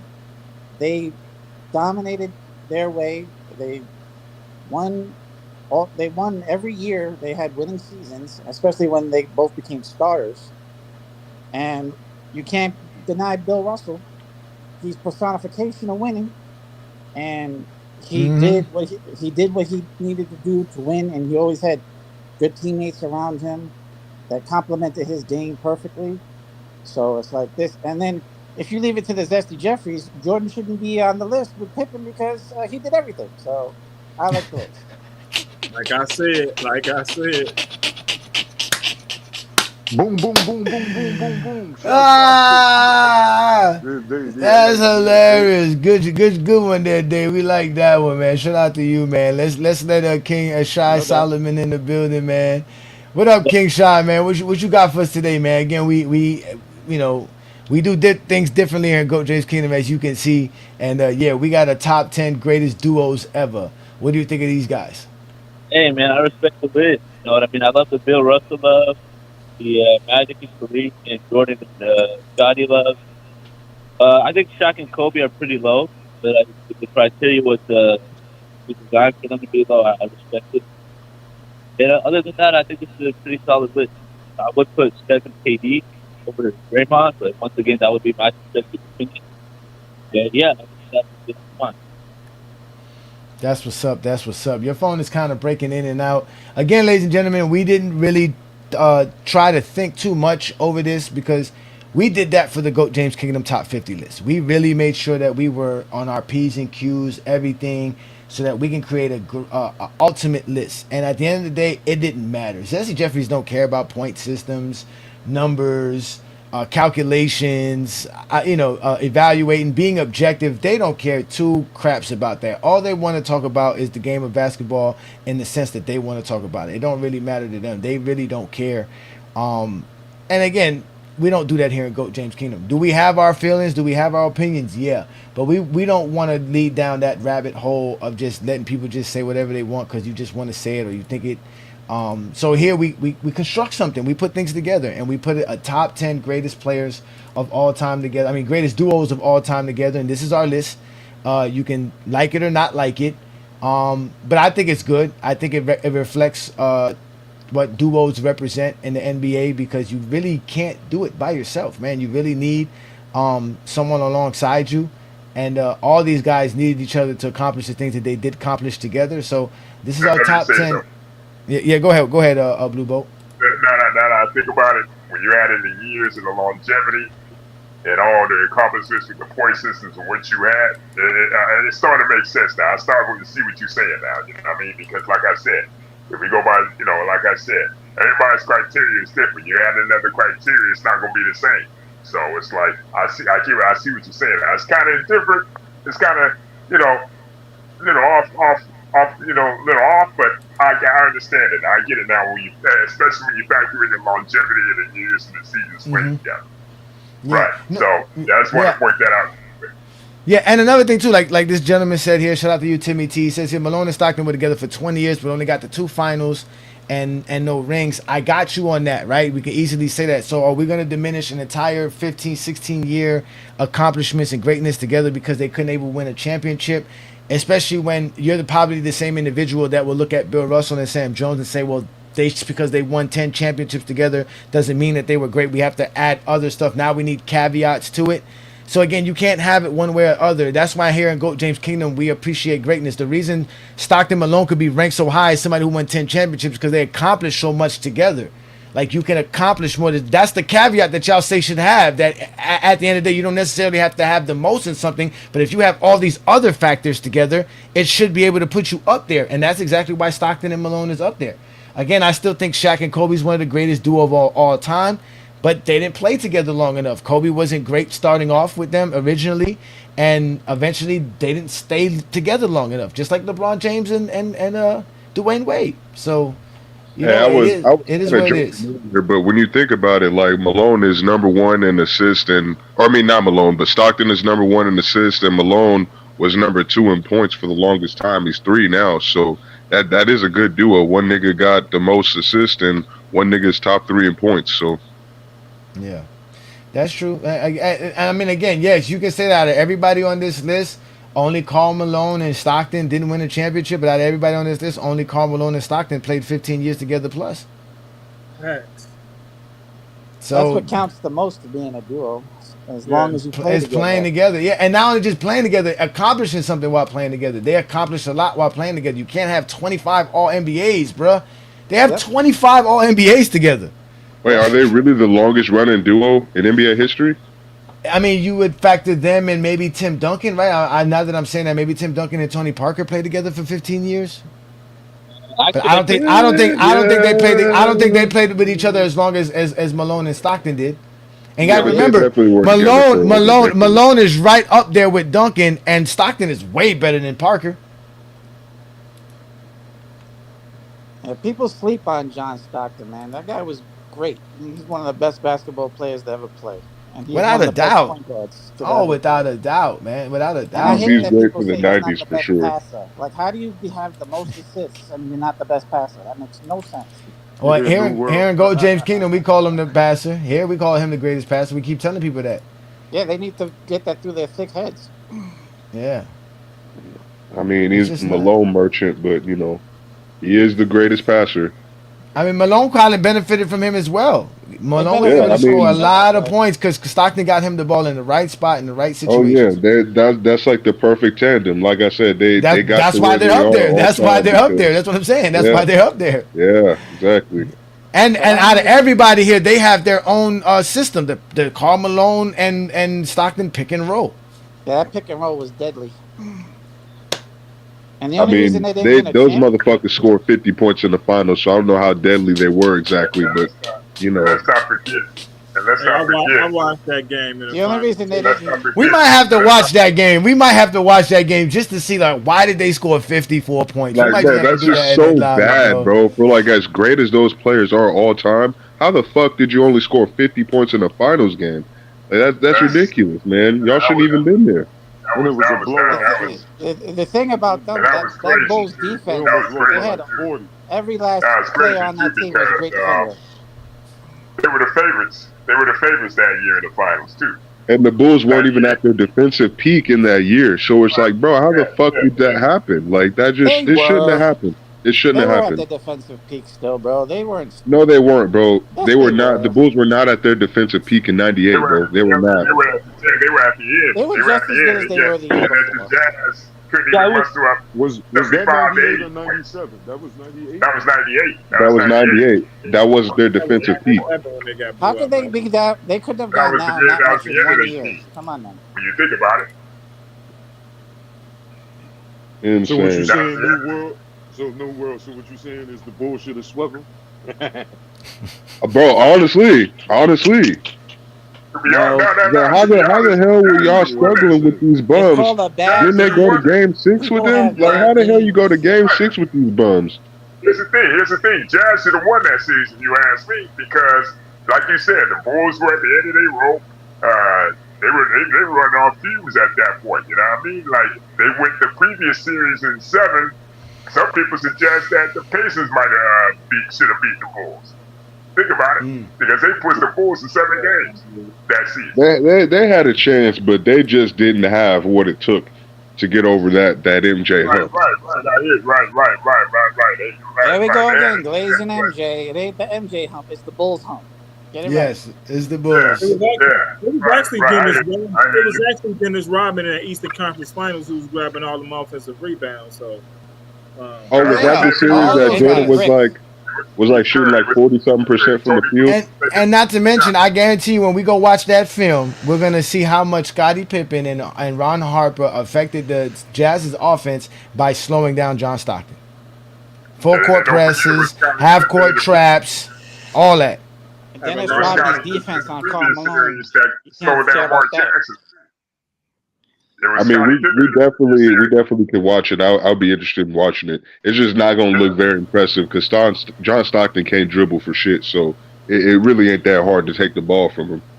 Bullshit. How come he has such a low turnover to assist rate? Come on now, man. Because Exactly. they were Yeah, that's trash in the tripping. '90s, bro. They were trash. Nah, you tripping, New World, Yeah, man. You tripping. There's some things. Stop hating Some on things. John Stockton. I I think can't most of the co-sign time that people at just hate all, on. man. Oh, I'm sorry. Hold on, wait. My bad. I'm sorry, Dave. Somebody got some bad background feed. I don't know who that is. Somebody it might. But no, Juan Boy's on mute. But no, I mean at the end of the day, man, people gotta stop hating on Stockton, man. They were a great combination together, man. Again, if we're talking about duos, there's no way we're not gonna talk about Malone and Stockton, bro. There's no way. And No way. one more Can't do point it. too. They made the playoffs every year they were playing. They made the playoffs every year they played. They didn't miss that shit at all. So that you got to factor that too. But all because they didn't win a championship. This is the problem with ring culture. Yeah. This is horrible, and all for just Michael Jordan. So last night after we were done with the TikTok Takeover Live with FYF and Lamont, I joined somebody else's live and I told them about my top 10. I gave them my top 20 list, and they were trying to talk about winning and losing and all this other stuff. Just the fact that Zesty Jeffries have to use 6-0 lets you know that 6 championships is not enough. Off the top, because you have to add something extra to it. Because if 6 championships were enough, they wouldn't need to tell you we're 6-0. So these guys really don't value winning, because we all know it really doesn't matter to them. Like, because they can't just appreciate 6 championships. They got to add some extra thing to make this seem like 6 championships is special. Yeah. That shows you right there how they don't really care about winning. It's all about how we can make Michael Jordan perceived to be just the greatest at everything. Again, I don't understand how we can look back 30 years and anything in life and says that's just the greatest of something. It just ain't. Just ain't. It's actually hilarious seeing them do it too, Johnny. Because just last week on Friday, that nigga Kirk was trying to, when he was listing off MJ's accomplishments, he was trying to combine MJ's MVPs with his Finals MVPs and say Jordan has the most MVPs and Finals MVPs combined. And I'm like, nigga, you can't just combine accolades like that. Like, you can't do that unless you know that Jordan just doesn't have enough for his career. It's always Jordan don't have enough. We all know that Jordan don't have enough. That's it. He don't have enough. Scottie Pippen, even Scottie Pippen's helping is not enough. Go ahead, Dave. Yeah, the only reason why he has the 5 that he has is because they didn't want him to pass Kareem, and the only reason why LeBron doesn't have more than him is because they didn't want him to pass Jordan. It's all the media. Like, if you put these seasons into a calculator, I guarantee you a lot of those guys have way more. Yeah, because if you give LeBron 5, then you're putting him on the same level as Bill Russell, Michael Jordan, and Kareem Abdul-Jabbar. I mean, even with him having 4, he's still on the same level as Wilt, because I think only Wilt got 4. Yeah, he should have, like, LeBron should have at least 8 MVPs and 5 in a row. He should at least have 6 for sure. Like 2018, I'm always gonna believe he got robbed that year. And I was rewatching that whole season last month, man, and I was starting to listen to some of the narratives for why he lost the MVP that year, and it was because his team fell down to the 4 seed, bro. Like, they were the 3rd seed, and LeBron was the front runner for the MVP, but his team lost a few games in that last stretch, and then they dropped down to the 4 seed and had to face the Pacers in the first round. So then they were like, oh, well, since that happened, we're just going to give the MVP to Harden. And I was just like, damn, bro. That's all voted for. Y'all were just waiting for any reason to not give this nigga the MVP. And he Like played the Army 82 20 games he that should've year won in the world. That's what I'm saying, bro. I was just like, this nigga literally had every reason to win the MVP, and he was the front runner until the last week, bro. And they just literally lost 2 games, and they were like, okay, now we go give it to James Harden. I was like, damn, y'all niggas couldn't wait. 2022 should have won it in 2020. 2020, like, I agree, but I'm not mad that Giannis won it. I think he should have only won either one MVP or DPOY. I don't think he should have got both that year, because Anthony Davis was playing great enough to win DPOY that year. So, I don't think he should have swept up both of the awards. Yeah, LeBron averaged 25, 10, and like 8, I think, that year. Like, that's a ridiculous season. Yes, I mean, that's what I'm saying. And they were number 1 seed in the West. 2020. 30, 13, and 6. Did average 36. Did have one team. So that's record. I think LeBron He could didn't win. win in 2010 because he went to Miami. I mean, you could have gave it to LeBron easily in 2014, but they gave it to KD because he won the scoring title again. But KD has It's all voter fatigue. That's the only reason why he doesn't win anymore. Nobody wants Yeah, him to bro. win It's anymore. literally like That's the only he has reason. a case to win in 2014, 2015, not really 2016, but like 2017, 2018. He's got a case to win all those years. And he's still Also, top 5 in 2011. MVP voting all those years. So Don't forget 2010. He should have won 5 in a row. Yeah, Yup. 2011 he should have won. Yeah, 2011. That's what I meant. 2011. My bad.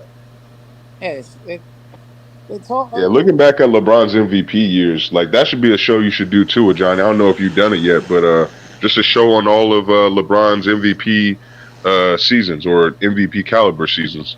Well, I already told y'all, man, that 2009 LeBron, Yeah, I would say that dude. I don't know what to say about that kid. That 2009 That kid was LeBron, insane. that was incredible. That was incredible. And don't forget he was second in DPOY that year. That's what I'm saying, bro. Like it's LeBron, man. I mean, I still like that 06 version of LeBron. Or what was the version of LeBron averaging 30 points? I think that was 06. That version of LeBron is highly underrated too. Yeah. That was an underrated season by LeBron. That's when LeBron realized he doesn't have to score so many points to win. He realized he can just play the Question game. for everybody. Before I get out of here, question for everybody. People say that his peak was 2013 and 2018, but I think 2012, his first championship season, when he came back from losing to Dallas, Mm-hmm. he was probably the most dominant player of that decade. He did it all: scoring, rebounding, defense, and he finally fit into that Miami Heat system. He finally fit into that Miami where he was comfortable enough where he could actually get back to how he was playing in Cleveland. Because that first year in Miami, you got to think, him and Wade was like bouncing. What do you call it? Bouncing like back and forth in between, like it was kind of shaky at first, but they kind of figured it out towards the end. But like that 2012 LeBron, that's when he actually got back to actually being the dominant LeBron we saw in Cleveland. Because that first year in Miami, they was trying to figure everything out, but that's no excuse for 2011. But 2012, he just came back with full force and culminated with that Game 6, which I think, me personally, that's his greatest game of all time. That's the greatest game of LeBron's career, that Game 6 2012, man, where he just... Oh, you're talking about that Boston game?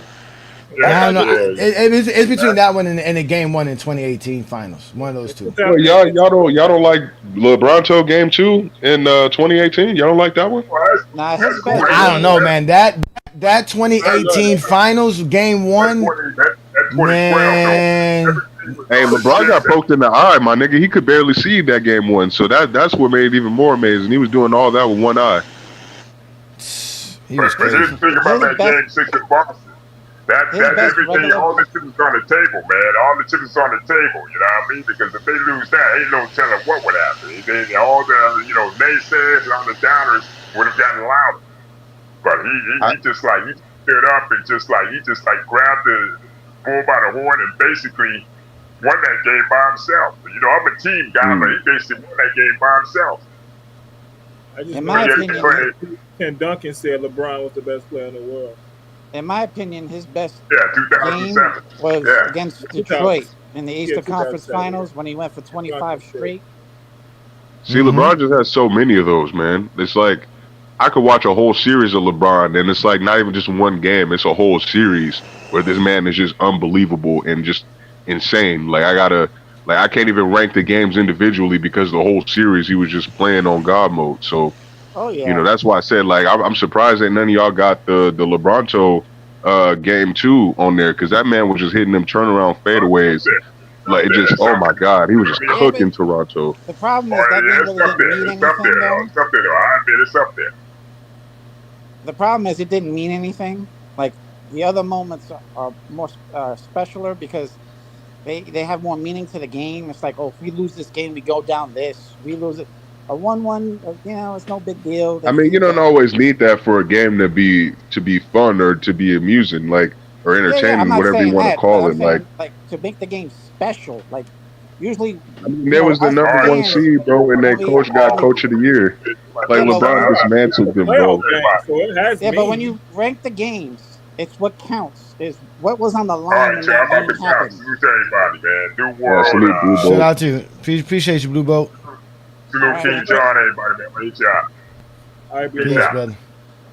It's a playoff game, so it matters. I Yeah, like that it game matters, too. but it's like Bron. No, when I you're get down, it. It definitely like don't when rank you're as high as down some of LeBron's other 3, games. No, 3-2. I believe it ranked high. I believe it was a great game. I remember them talking about the game the next day and how he all them turnaround jumpers, he ain't missed none of them. How he just showed his pure dominance in that game. Bro, you just gotta understand where I'm coming from, though. They literally renamed the city after LeBron, Yeah, that's and nigga, yeah. you could go on, Going you at could your go on point. Wiki, Yes, yeah, yes. bro, you could go on Wikipedia and see that they had changed the mayor of Toronto to LeBron James, bro. Like that's like LeBron was so dominant in that postseason run. He got two nicknames, LeBronto and Lathanos, in the same postseason run, bro. Like that was Yeah, probably the most dominant postseason run we'll ever see from an individual player. but it was Like also that was because he crazy. beat them 3 years in a row. So Yeah, it's that also because he too. beat Like them he 3 years was in a row in the smoking them. playoffs. He's offensively Yeah, good. they couldn't mess with him. Yeah, Yeah, I just LeBron's the GOAT. like They don't LeBron like that. James' career is Jesse just Jeffries amazing. probably listen to us talk and be like, yo, those dudes, man, it's a cult. It's a because you fan can't talk buzz. about Jordan in the same way, bro. Like I've watched Jordan's No, games, but and they there's make no up shit. series where I watch Jordan and be like, damn, like.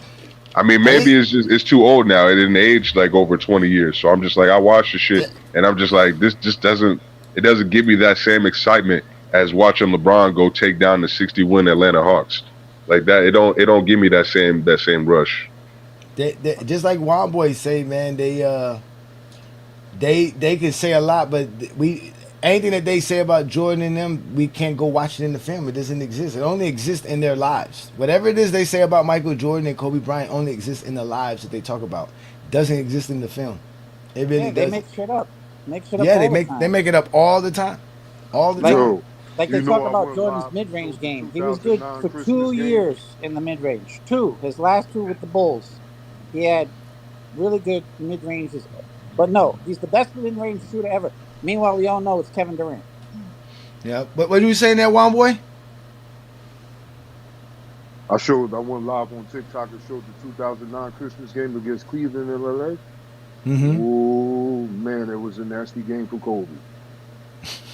I mean, he had 8 assists, but like he was getting the shot blocked. Jamario Moon and Anthony Parker, and he was just like forcing so much shots, and you know what I'm saying, like, and we see so many like once they started Shaq, and it was like the size and the length of Cleveland, it was just too much for the Lakers, and LeBron putting pressure on them, bullying Ron Artest right under the rim. Oh, come over the left shoulder. You know what I'm saying? Like it was nasty because they Ron couldn't Artest do said nothing with he's never Cleveland's felt like size, he. man. They was Ron Artest limiting them said to he's one never been shot. bullied like that on the court ever, but by LeBron James. He said physically he's never been bullied on the court before, but by LeBron James. Ron Artest said. But yeah, Yeah, man, it was just like you could just see the difference in the style of play because like Kobe was just forcing. and He Kobe forced was him. a shot chucker, bro. All Yeah, he cared about was scoring. he forced himself into and a lot of his block shots was like those were turnovers. So like and then you turning the ball over, driving and all that. You know what I mean? It's Look, all on. Kobe to me will never have a worse moment than that '04 finals. Like it doesn't get talked about a lot because fans like to sweep it under the rug. But that Oh was the yeah, perfect example of a nigga that will kill team chemistry. I think the nigga was like minus 52 every time he got on the floor. The Lakers were minus 52, and when they got him off the floor, their offensive rating went up. So it's like this nigga was a complete team killer in that season because he was trying to win that Finals MVP so bad. But it's like nigga, if you're gonna do all this and go against your team, that's why I like how LeBron plays because he'll give his teammates the opportunity. He's gonna do whatever it takes to win it, whether it's him needing to score or whether he need to go and pass it to Damon Jones in the corner for three. That's just how he plays the game. It makes it harder to guard him like that. Look. Well, how about this, CJ? Show us the LeBron and Kobe finals in 2007. Show us the LeBron and Kobe finals in 2011. Show us the LeBron and Kobe finals in 2012.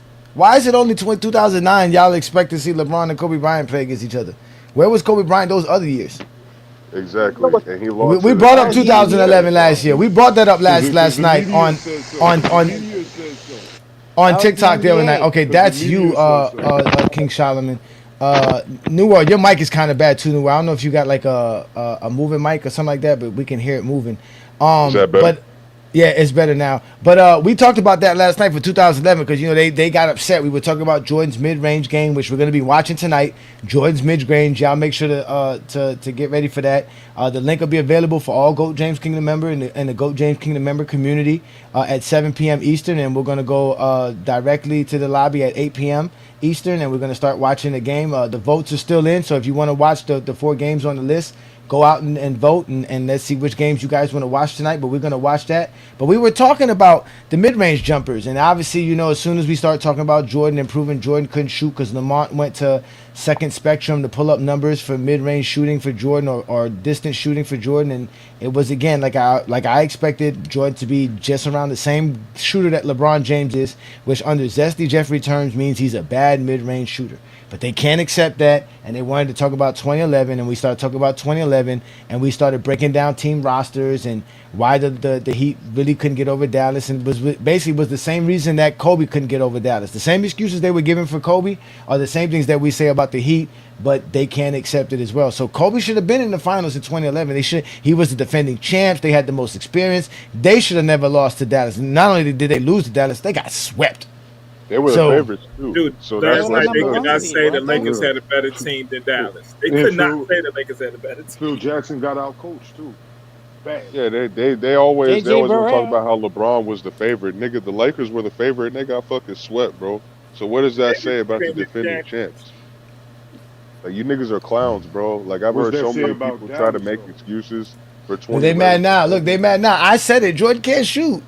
Y'all got to prove it to me, man. Y'all got to prove me that Jordan could shoot, man. I don't care about Jordan taking a bunch of 10-foot baseline mid-ranges, man.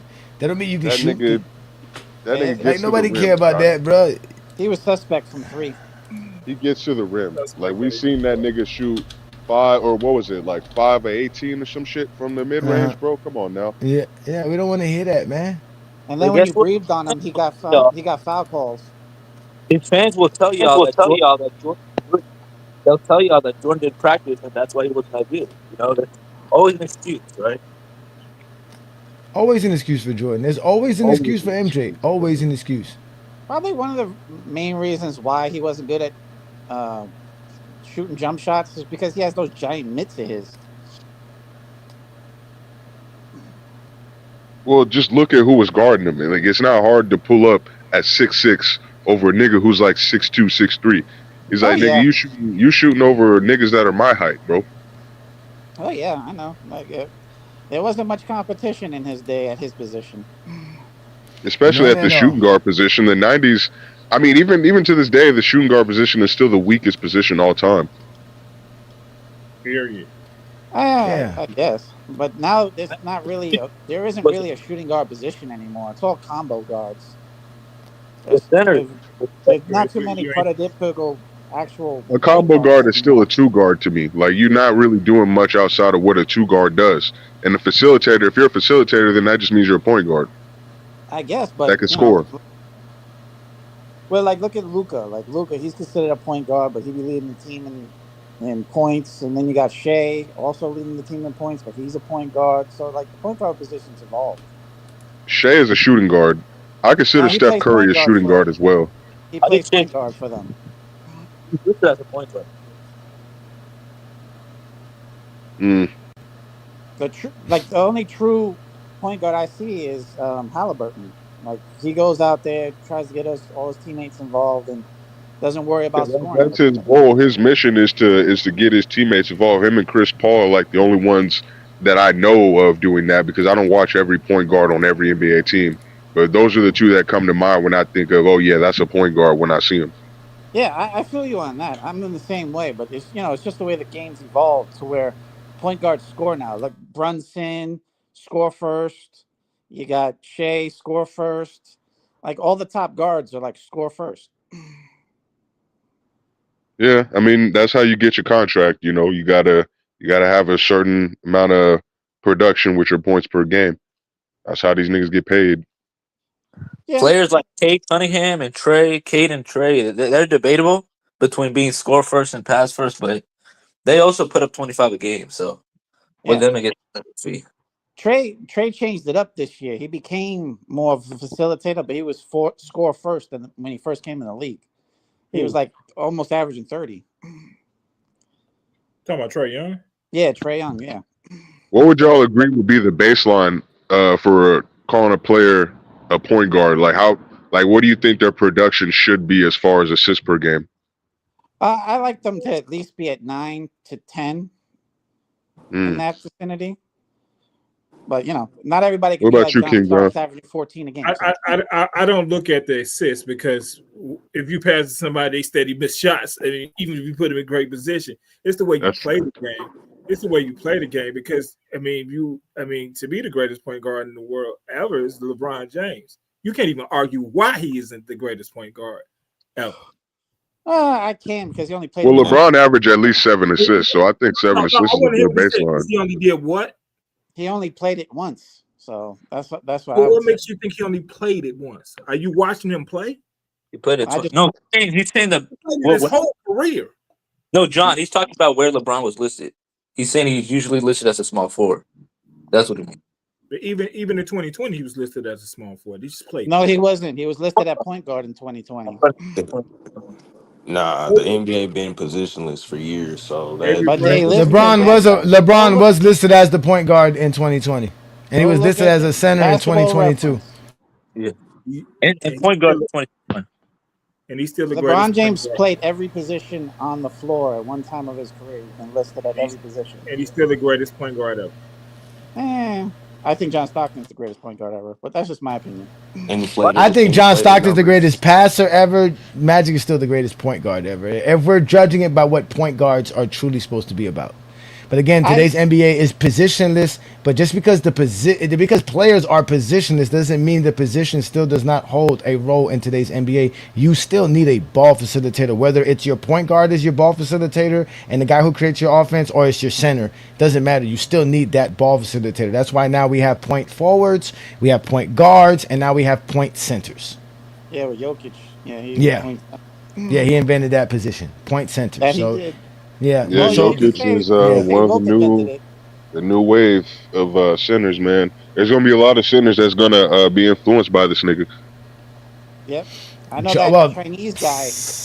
This guy, Wemby. I saw something Wemby did yesterday. I was like, yo. Oh shit, Wemby. Oh my god, bro. This motherfucker, bro. Like he is gonna be the one, bro. Like, knock on wood, bro. Barring any significant setbacks, bro, he's gonna be the one. Like that motherfucker. Wemby's guys his size don't last though. That's the problem. Yeah, that is the problem, guys. Again, he isn't out. He does have a deformity.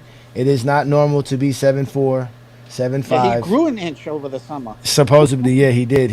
Oh my god. Well, I mean, he can still grow until he about 24. Like, god damn. About it. Yeah, but you got you got like Ralph Sampson was Wemby before Wemby, but look what happened to him.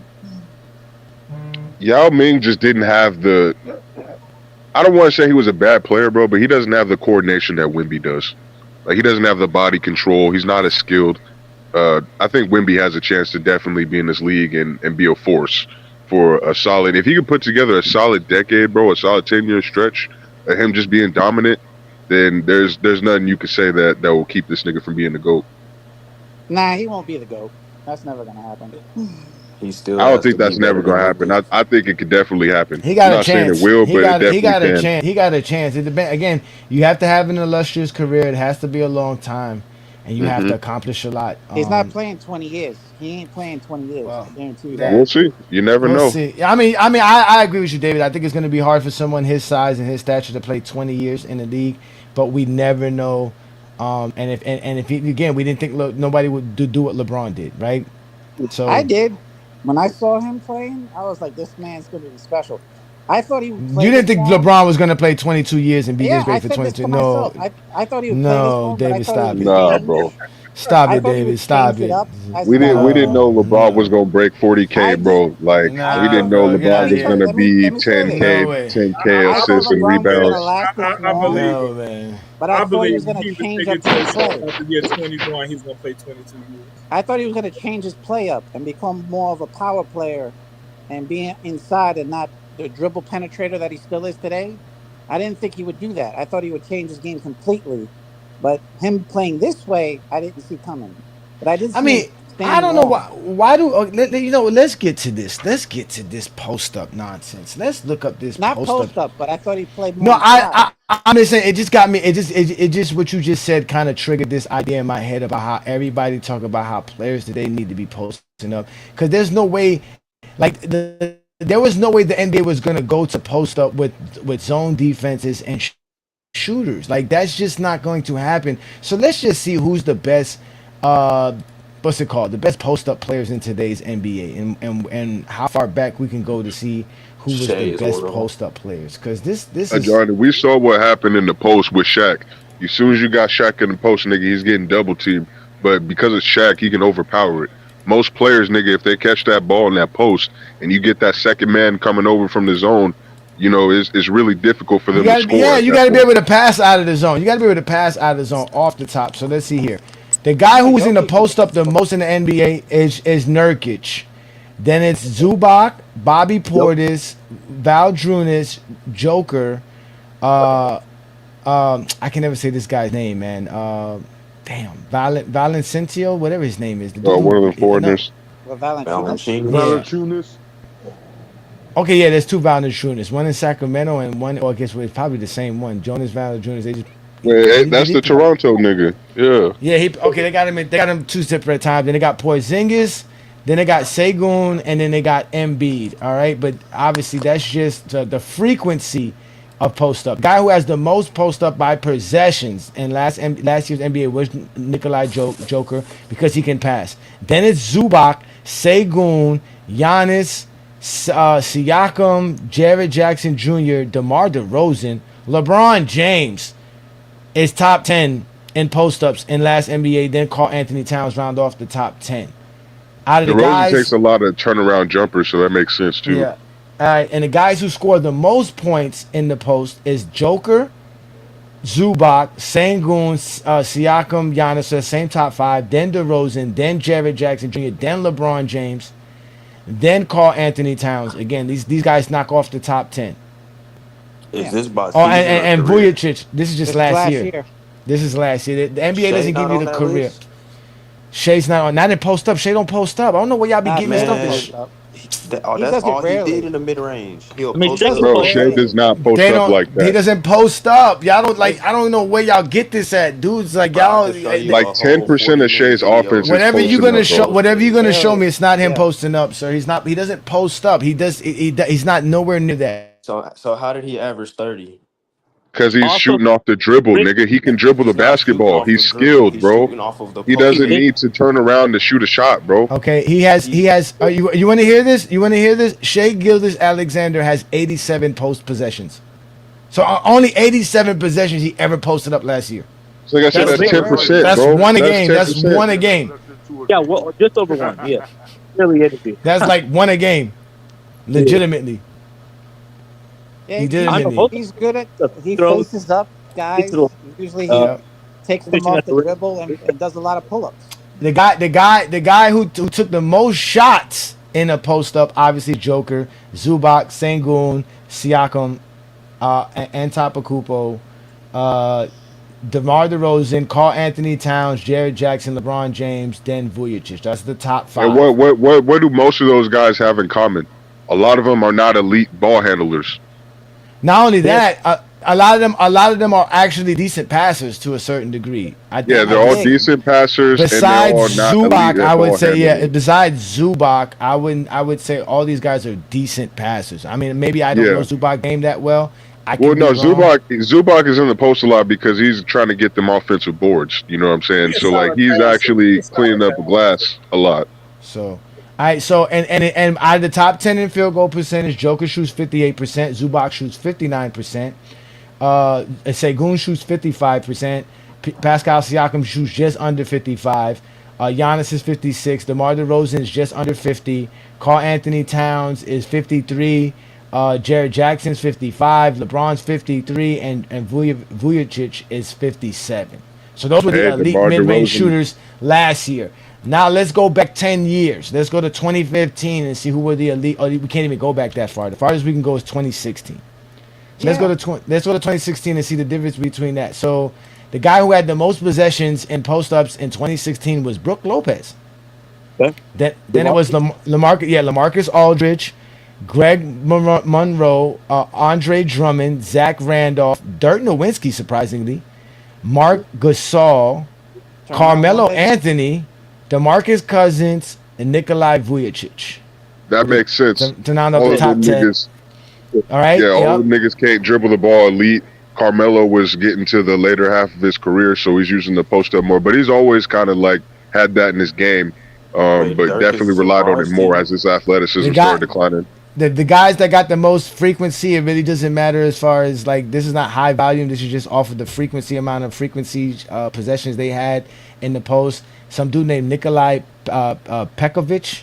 Then we have Al Jefferson, Kevin Serafin. Oh my God, Kevin Serafin, a name I haven't heard in a long time. Mark Gasol, Boris Diaw, Zach Randolph, Greg Monroe, LaMarcus Aldridge, Andrew Nicholson, and Jahlil Okafor rounds off the top 10. If we go to the guys who scored the most points in 2016 in the post-up, it's LaMarcus Aldridge, Brook Lopez, Dirk Nowitzki, surprisingly, in 2016. Wasn't that his last year? No, that Turn wasn't. around, one-legged fade. Yeah, I think that was his last year. Then it was Greg Monroe, DeMarcus Cousins, Carmelo Anthony, Zach Randolph, Mark Gasol, and then Nikolai Vujacic rounds off that. And out of the guys who took the most shots, is basically the same guys. It's still DeMarcus Aldridge. Now Drummond is number 2. Then it's Brook Lopez, Zach Randolph, Dirk Nowitzki, Greg Monroe, Nikolai Vujovic, whatever how you say his name, Carmelo Anthony, and Mark Gasol round off the top 10. And out of all those guys, this is how bad these guys shoot. Look, now they shoot 48% LaMarcus Aldridge. Drummond was under 40% at 39.6. Brook Lopez was at 50%. Zach Randolph was at 44%. Dirk Nowitzki's at 46%. Greg Monroe is at 45%. Nikolai Vujacic is at 50%. Carmelo Anthony's at 43%, and Marc Gasol's at 41%. So today's NBA players are better posting up than the guys in just 10 years ago.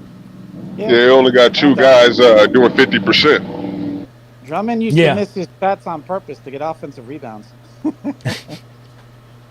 Yeah. They say cat in the post up. It's a lie. Y'all got mad at me when I put Karl Anthony Towns in my top 10. Y'all don't know basketball. I watch a lot of Knick games, obviously. Karl Anthony Towns don't post up very much. He's a face up. He's a face. No, he not. That's not what the stats say. The stats say he's one. No, the stats say he's one of the top post up guys in the league. Karl Anthony Towns is going to post up against smaller players because he's not an elite dribbler. He's top 10 in field goal attempts in the post up, and he's also top 10 in actual post up possessions. Now we literally got the stats right here, bro. And I actually watched some of this nigga's games. Like he's not an elite ball handler, bro. So he's gonna back to the basket. And he's top 10. And he's top 10 in points. And he's top 10 in points. Yeah, so nigga, like that's his bread and butter when he's not posted up behind the 3-point line. It's going to the post. That's how Cat scores. And out of all the guys that's in the top 10, he has the highest frequency to get an and one. Oh, I'm sorry, my bad. And DeRozan has the he's second to. Oh no, he's third to and Giannis. Hey, DeRozan, that nigga's been underrated Giannis, his whole career, bro. Then Karl Anthony Towns as far as posting up. This is post ups. This is the NBA. They track player type, and this is post ups. This is what I say. Y'all don't y'all eyes can't see what your mind can't comprehend. Yeah, Hey, I see him do. To say A lot of his offense is to say Shea averaged 30 from the post and Karl Anthony Towns don't post. Like, yeah, I don't. Bro, when I heard that dumb nigga say that, bro, I was like, bro, you really think this nigga averaging 30 points out the post, bro? What the, bro? The majority of his 30-point games are from mid-range. What are you talking about? What does mid-range have to do with posting up? He's not the best 3-point shooter. Everybody. What does that have to do with posting up? What does that have to do with posting up? What What you does mean? mid-range That's have to how do he, with that's post his up? bread and butter. If he has a little guard guarding him, he's gonna post fade majority. Nigga, Have I you ever watched the watched whole it? game of He him doesn't shooting have to 10 do straight that, post bro, fades. because he can break them down off the dribble. That's what you don't understand. Like an I elite do ball under. handler How you like gonna Shea tell me doesn't I need don't to post understand? up, I nigga. play basketball, bro. He's You're a not two finna tell guard, me what bro. I don't understand. Obviously, I play the game. obviously, You Dre, obviously don't I know obviously, shit. actively play the game right obviously, now. Dre. Obviously, what you consider a post up, the NBA doesn't. So you have to either evaluate your idea of what What do basketball y'all is, consider a post or up? you consider the NBA. Back to the What the basket. NBA considers a post up. That's what we consider, and we go by the NBA. All Who right, what us does to the argue NBA with? consider a post up? Obviously, let's see if we can define. They define what post up is, because obviously you say he did a lot of post up, but he only did it once a game last year. They don't have him as far as post ups. They don't have a definition for post up. Let me They go to don't keep glossary. statistics of post ups.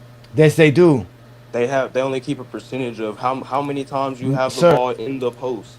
They don't No, keep an sir. actual No, sir. stat There saying is, this yes, is how they many do, times you did a post sir. fade or this how many times you did a Oh post my hook. God, you guys I love just to googled argue it, and not. bro. Okay, I hold on, just wait. googled it.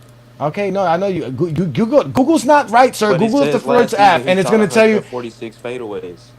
that's not. He 146 wasn't posting fadeaways. up. That's not him posting up. The NBA doesn't track fadeaway, so I don't know where those Half numbers of came that from. was fadeaways by your statistic. You said he shot 80 No, they're something, not. You or he had why 80 you keep something possessions of associating fades post in the up with post. mid range and fadeaways? They didn't tell you he post up 100 sometimes. They just told you he You shot said 100 he some had 80. fadeaways. You said he had Yes, 80 by the possessions. league. We're gonna look at it right now. We're gonna look at it right now. You don't argue with me, brother. Argue with the NBA. We're gonna go to it right here, right now, and we're gonna go to possessions. Shea Gildress Alexander, sir. How many possessions does that say? 87. 87. He has 87 possessions where he posted up in. His frequency is 4.1. So he barely goes to the post up. Barely. He only took 71 shots in the post up. 71 while posting up. He only took 71 shots. That's less than one per game. Whether that's a fadeaway or not. That's the NBA. Again, you want to see it? It says it right here on the top.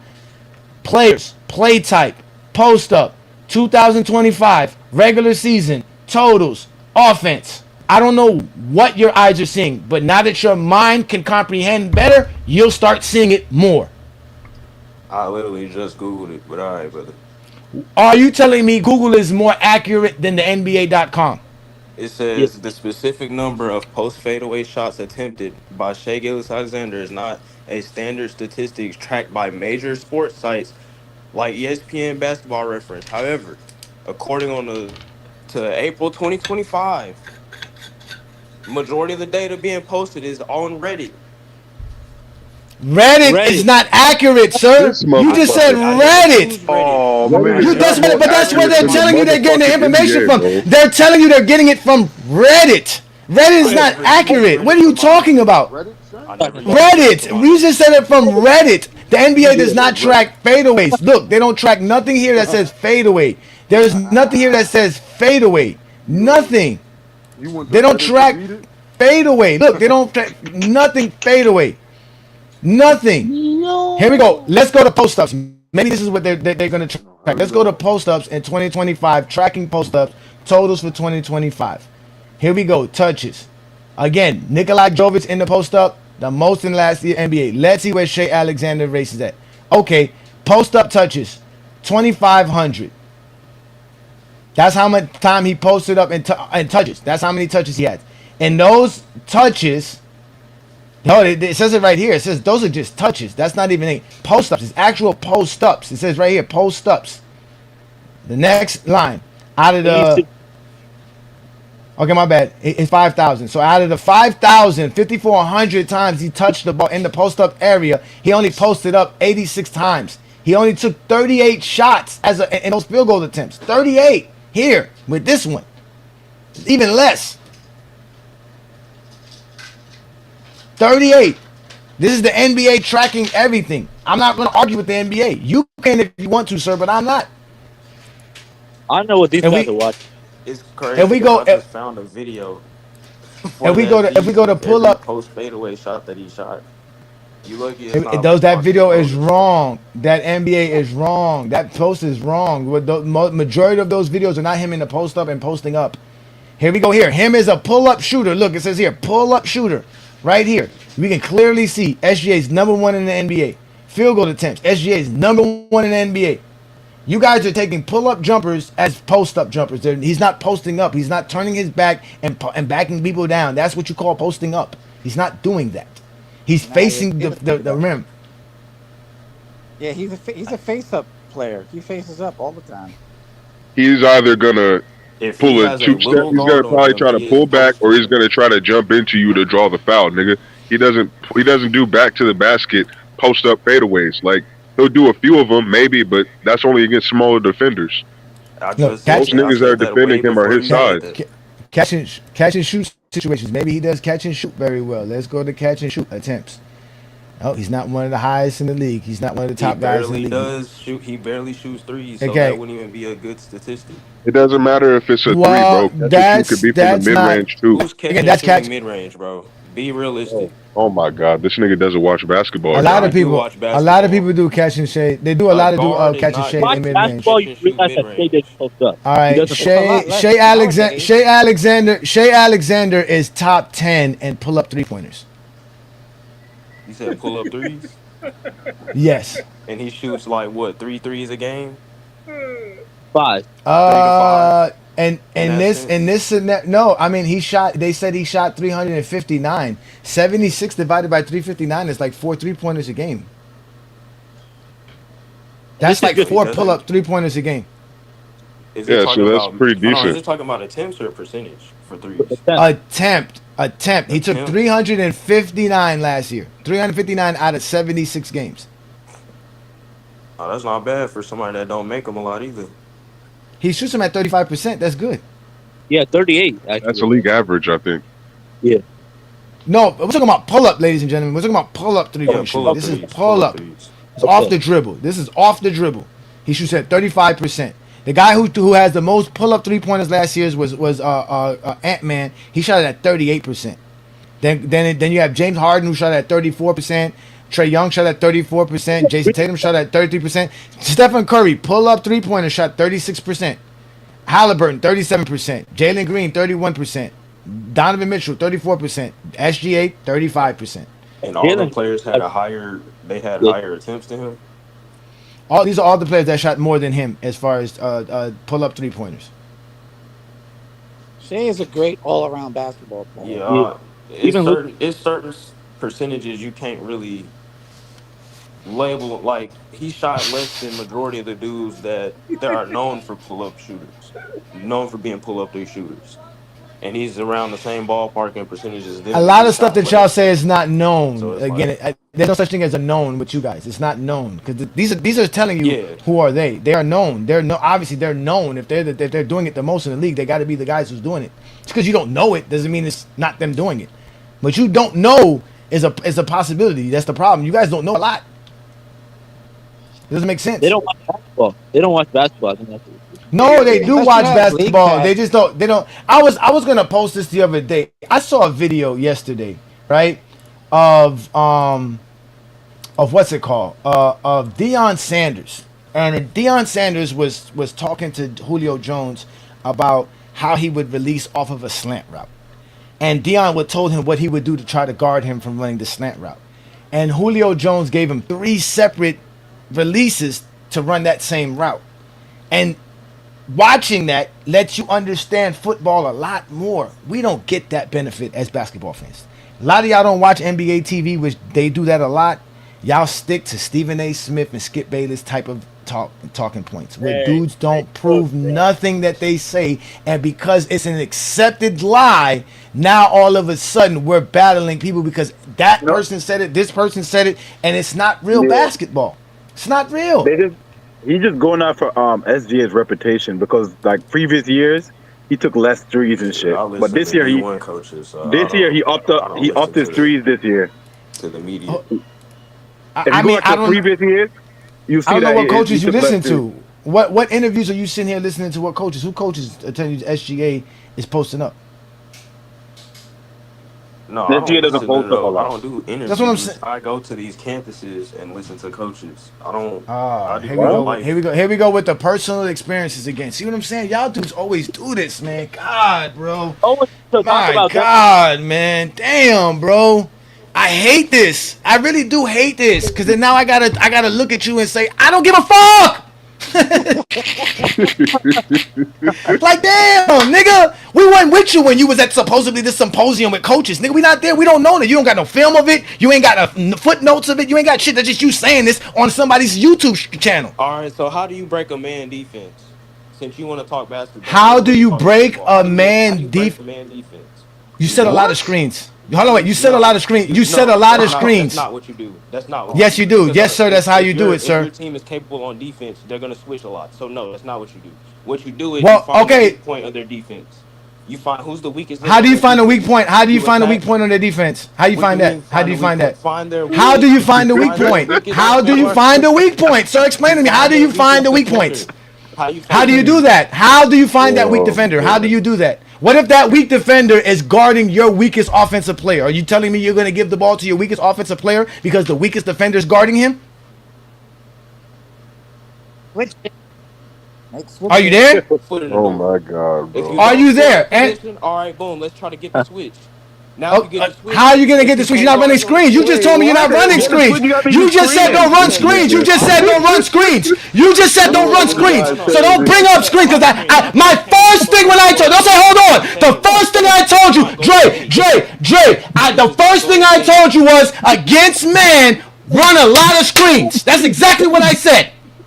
Now you want to start using screens? He just wanted to disagree with you, bro. That's it. You Classic. done brought out the exposer. Come on. Oh, yep. Think about that. You said, how do you beat man-on-man basketball? Screens. Because Right. more than likely, you're not going to break down the best defender on somebody who has the ball. Because the guy who has the ball the most is the guy we're going to put the best defender on him. So my Yep. best defender is on your guy with the ball, and your offense is, well, good luck, sir. Beat him. That's what you went and saw at the coaches symposium with a bunch of coaches? I hope you ain't paid for it. This is why the exposure comes out. Because you niggas always want to get personal. Now I got to prove how you just came up here lying to us. Because you can't talk basketball. Niggas said, and mind you, he asked me the question, how do you beat man? And let me tell you something. If we were talking football, and we asked any football fan, how do you beat a man or a zone? There would be no arguments.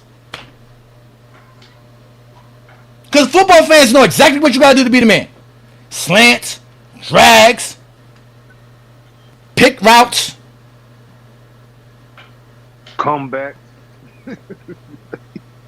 Hey, somebody owe you some money, John. But that coaching thing he went to, he paid for. And you gave him the answer. Well, no, he didn't go. He didn't go. He lied. He saw it online on Reddit. And he thought he was going to sign up for it. He didn't go. He paid for the free trial. Challenge our basketball knowledge. Then the son around and said, well, yeah, you're going to set screens. Now, mind you, that is predicated on if the defense is still going to switch. Yeah. Hey, John, he played for the Camp of Dummies. That's what he played for. Camp of Dummies. Like, come on, bro. We talk sports and basketball here in Go James Kingdom. We don't talk nothing else. He said he played basketball. Why Yeah. Nigga, you not Why is he talking shoot yelling from threes at last me year? to prove to think you. Why is he already shooting from wrong. threes last year? Because he can shoot.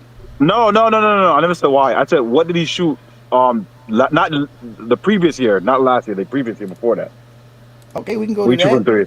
Yeah, we can go to what he did in 2024 regular season. What you want to go to? 3-point shooting, catch and shoot, pull up shooting. How you want to do that? Which one you want to go to? Yeah, both. We can see both.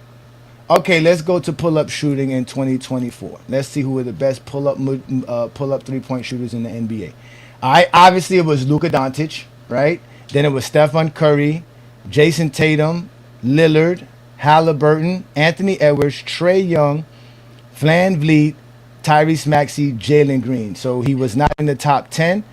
and SGA in 2024 was very low, but he did take. Let me see here. Let me make sure I get this number right. He took about 194 pull-up three-pointers in Yeah. 2024. So that's about 2 a game. Yeah, that's what I said. The guy, he's getting confused. He's going off for SG's reputation than what he did last year. He upped his 3-pointers last year.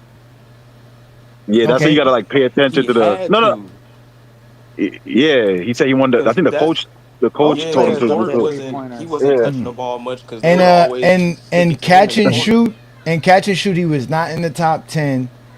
And he wasn't in the top 10 too as well, catch and shoot, when he was in yeah, 2025. it makes sense. He 'Cause was nowhere near that. not, But in the pull up though, he wasn't one of the top like 20, 25 yeah, players.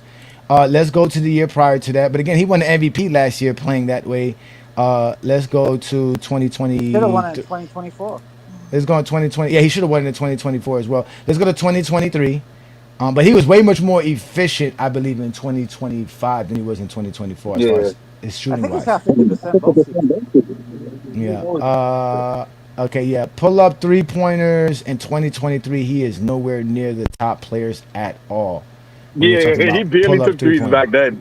That was Yeah, he like, better took. yeah, he barely ever But took threes. but if we look at what the Zesties love to talk about the most when we talk about shooting the basketball, when we go to the zones and we go to see where they're shooting from. So if we go to last year and we go to mid-range shooting, the guy who shot the most mid-range last year, I still think it was DeRozan, but SGA was right behind him, right? So as an example, SGA took 348 mid-range jump shots last year at 50%. That was in 2025. In 2024, he took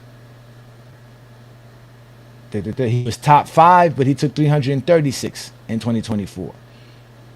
So it looks like he shoots a lot more threes than he does actually mid-range. I always tell y'all that, but people try to again, their eye test matters the most. In 2023, he definitely was not top 10. He was more like top 15, top 20, 247 mid-range jump shots in 2023. So his 3 best seasons are his main seasons. Again, he took a lot more mid-range shots. He's getting better and better. That's why I keep telling people, if we keep looking at what he's doing, he's going to end up being one of the most skilled players we've Yeah, ever he's seen in NBA history. he's definitely gonna be one of the best players ever. And the Clippers gave him away. Charlotte gave him away. They gave him away too. Well, we got Juju in the building. Let's let Juju in. What you got for us, Juju? We were talking about the GOAT James Kingdom top 10 greatest duos of all time. Just in case anybody missed the list. I mean, your system looks good. It looks accurate to me. Nothing look crazy. That's what it is right there. I mean, again, people are always going to get upset. You're never going to please everybody. Obviously, my partner turned his back on me. I couldn't please him with this list. He's a traitor. Yeah, he turned his back on me. It's fine. He said, "Don't say we." He was supposed to take the day off today anyways. He had put in the PTO for today, but somehow he still showed up just to let everybody know this is not a we thing, it's a Johnny thing. Wait, so what he wanted? Like he wanted like championship Wade more or something? Like what was the problem? No. The original list that we had put together, the problem was, for one, it didn't have all the right accolades and achievements correctly. But it just graded everybody by the total amount of points that they would have scored. So obviously Jordan and Pippen was going to be number one in that scenario. But what he fails to realize and doesn't want to accept is that the reason the scores is what it is because I added his formula, which is averaging out the total scores of what people score. So I took the total scores of what everybody scored by the amount of categories they had to score that, and they came up with an average score. And that average score obviously changes things because like Michael Jordan and Scottie Pippen accomplished a lot more because they were like the only ones that accomplished like 9 or 10 things because they basically did everything. Because Jordan has the Defensive Player of the Year, they have the steals, they have in all the categories that I'm using, from championships, MVPs, to all NBA selections, all defensive selections, All Stars, Finals MVPs, Defensive Player of the Year, stat seasonal award winners. The Bulls and Michael Jordan have all of that, so they got even though they scored a lot of points, they got divided by a lot more than everybody else so I put them less. But again, I think Bill Russell and Jones would have still been close behind. Same thing with Karl Malone and Stockton, because and on Brandon's list, Karl Malone and Stockton was 2. So, but he didn't have Sam Jones and Russell. I went with Sam Jones and Russell because they played 12 years together. Yeah.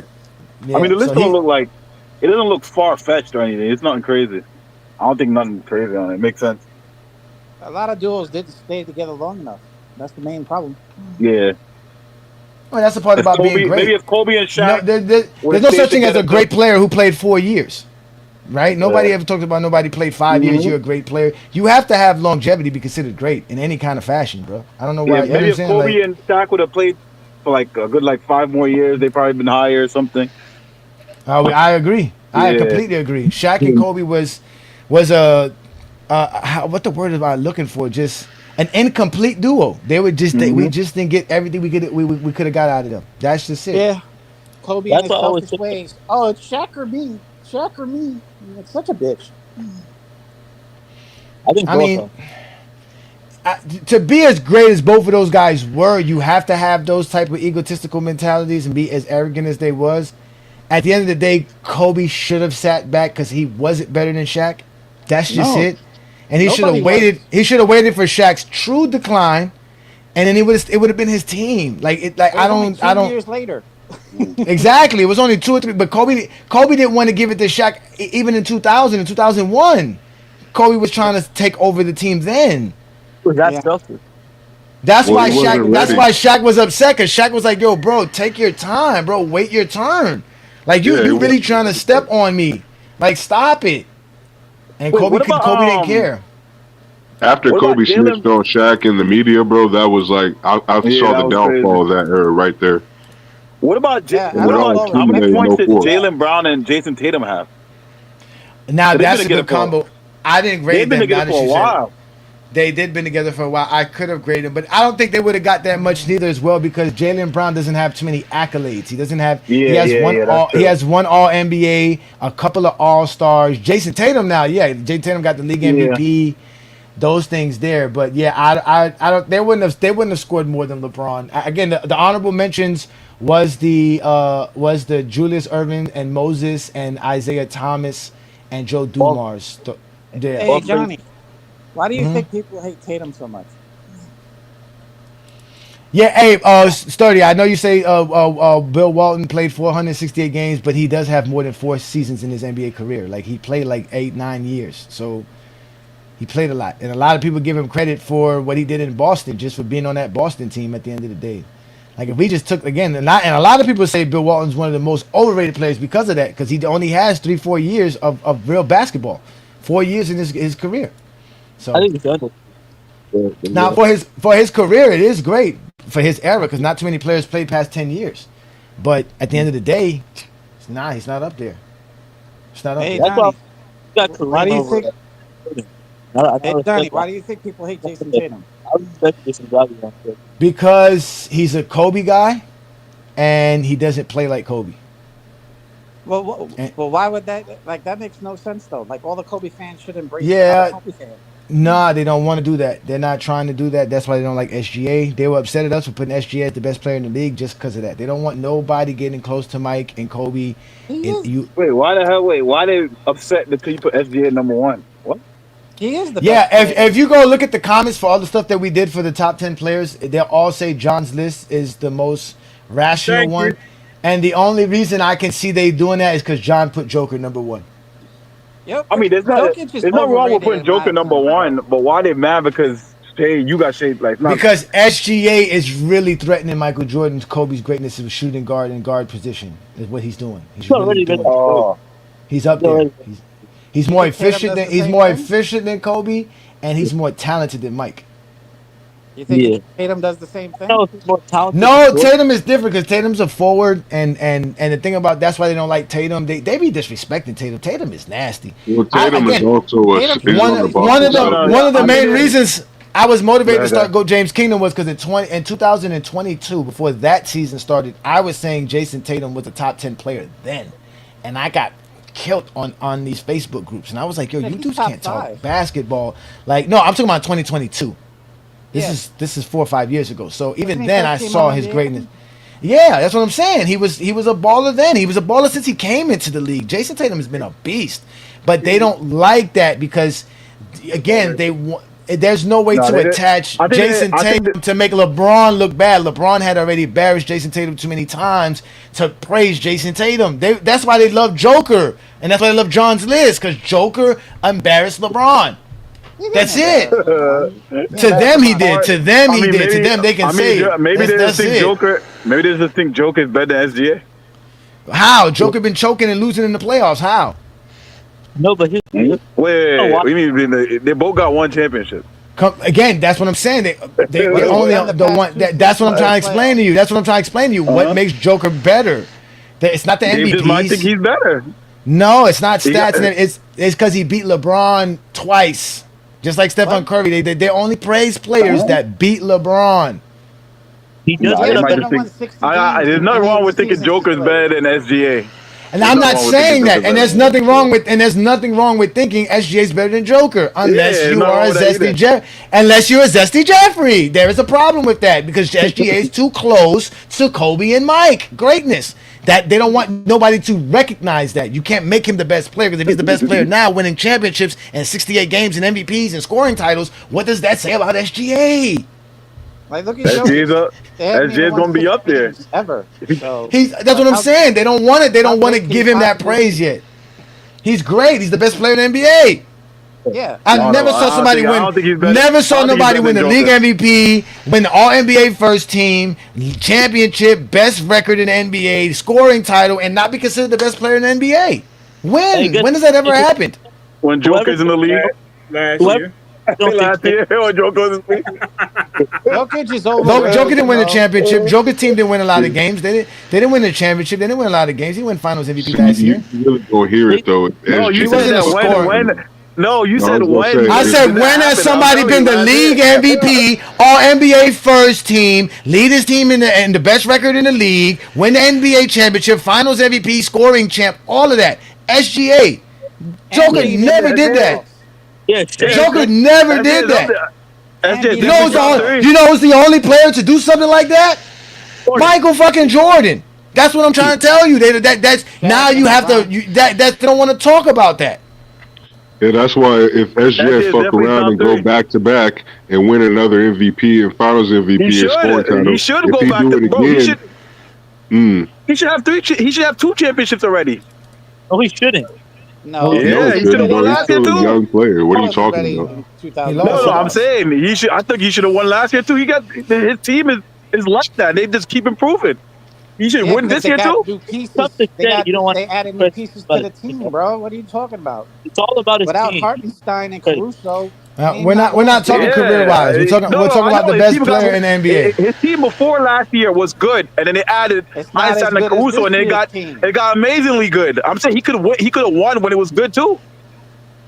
Nah, they weren't ready.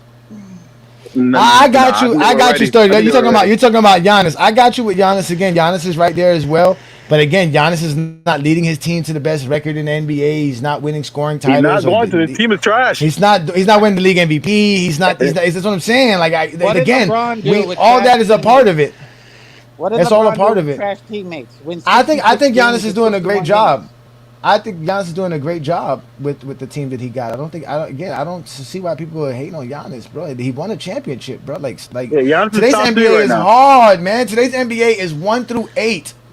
1 through 8. Johnny, you know it's crazy when winning a championship is not enough for today's fans. Like it's crazy. Like winning a championship is not enough for these niggas. Especially that's when all they talk about. Yeah, bro. All y'all niggas talk about is winning championships, bro. Y'all make it sound like that shit is easy as fuck. Like it's hard, nigga. Like it's not easy to win. Fans are like women. It's what have you done for me lately? It's not the 90s, nigga, where you're playing fucking plumbers, nigga, and carpenters. You ain't lying about that. These motherfuckers are what have you done for me lately type of motherfuckers, boy. They are. They really are. Like, these niggas done forgot that Giannis done won a championship, nigga, and he got a MVP and DPOY in the same year. Y'all niggas make Giannis look like he weak or something. Yeah, again, career wise, career wise, SGA is nowhere near none of these players we're talking about. He hasn't done enough yet for his career to be there. But yes, I'm talking about going in from last year going into this year. If we're just gonna couple in the last couple of years, there's no way we're not gonna say SGA is not or there's no way you can't accept somebody saying SGA is the best player in the NBA. The kid's just phenomenal. Again, you can pick any one of those three. You can pick any one of those three. You can pick Joker, Giannis, or SGA and say they're the best players in the NBA, and you're not really wrong. You're really not. If Jalen Williams keep improving too, they might at the end of their career they might be in the top 10 duels. If they could keep them together. I think they both signed the contract, right? Didn't they both sign a new contract? I hear you, Sturdy. They both did. They're there for years. They're not going nowhere. Yeah. Until team accomplished. I got you, Sturdy. But we're not just going off of just the stats, Sturdy. We're using accolades too, brother. There's some accolades need to be involved in this. Scoring title, MVP, everything together, my nigga. Yeah, like you don't. Man. I mean, like, come on, man. Like, yeah, we get it. Giannis is great, but Giannis' team ain't winning, bro. He's not. His team's not winning.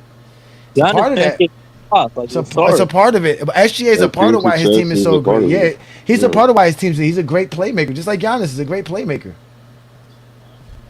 Stats do tell you everything, and I do think that SGA numbers are better because he definitely shoots better than Giannis from the free throw line, from the 3-point land. So I mean, Giannis is better. Probably Giannis is probably better than him in rebounding wise. I get it, but obviously SGA is the better scorer.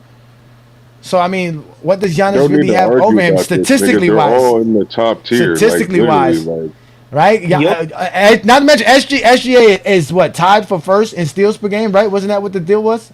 Right behind Joker. So he's up there again. He's up there, bro. He's that dude, man. And he's a really good on-ball defender. No, off-ball. Not a good on-ball defender. Off-ball. Yes, now Luka has a chance to surpassing everybody. If Luka step up and do what Luka could do, the top five right now is SGA, Giannis, Luka, and then Jokic. Yeah, the top. No, Sturdy, you should do that, Sturdy.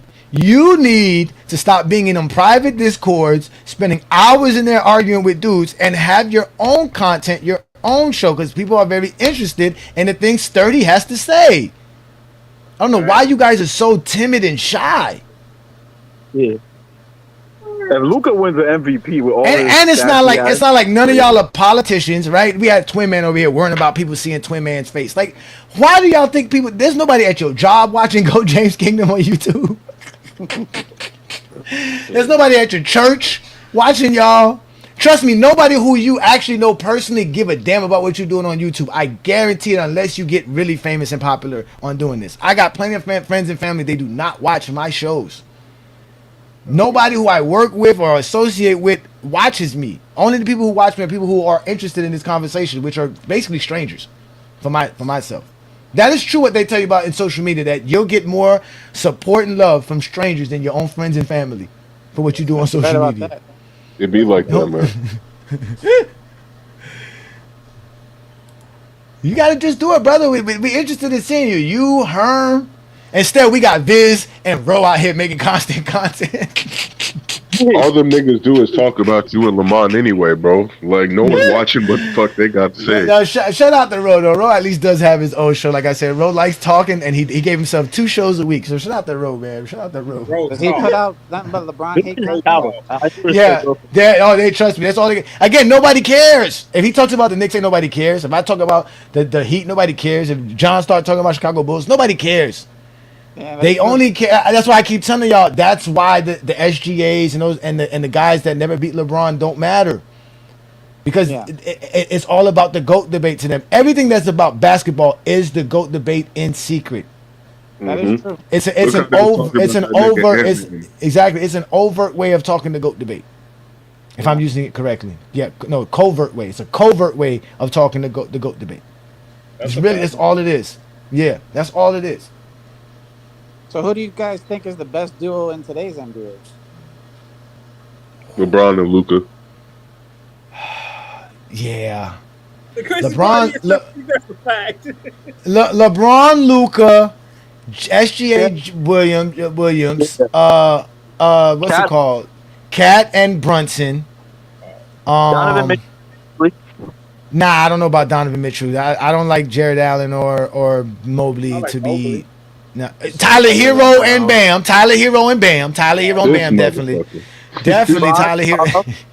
Well, Tyler Hero ain't even playing, so take him Tatum out. and Brown. Tatum and Brown. That's why. That's Yeah, I why. was gonna say Tatum, I was gonna say Tatum and Brown as well. Tatum and Brown is definitely one of the best duos in today's. Even though they're No, not Tatum playing. is not going to be playing, so we can't. include Yeah, him I on know it. that's the sad part.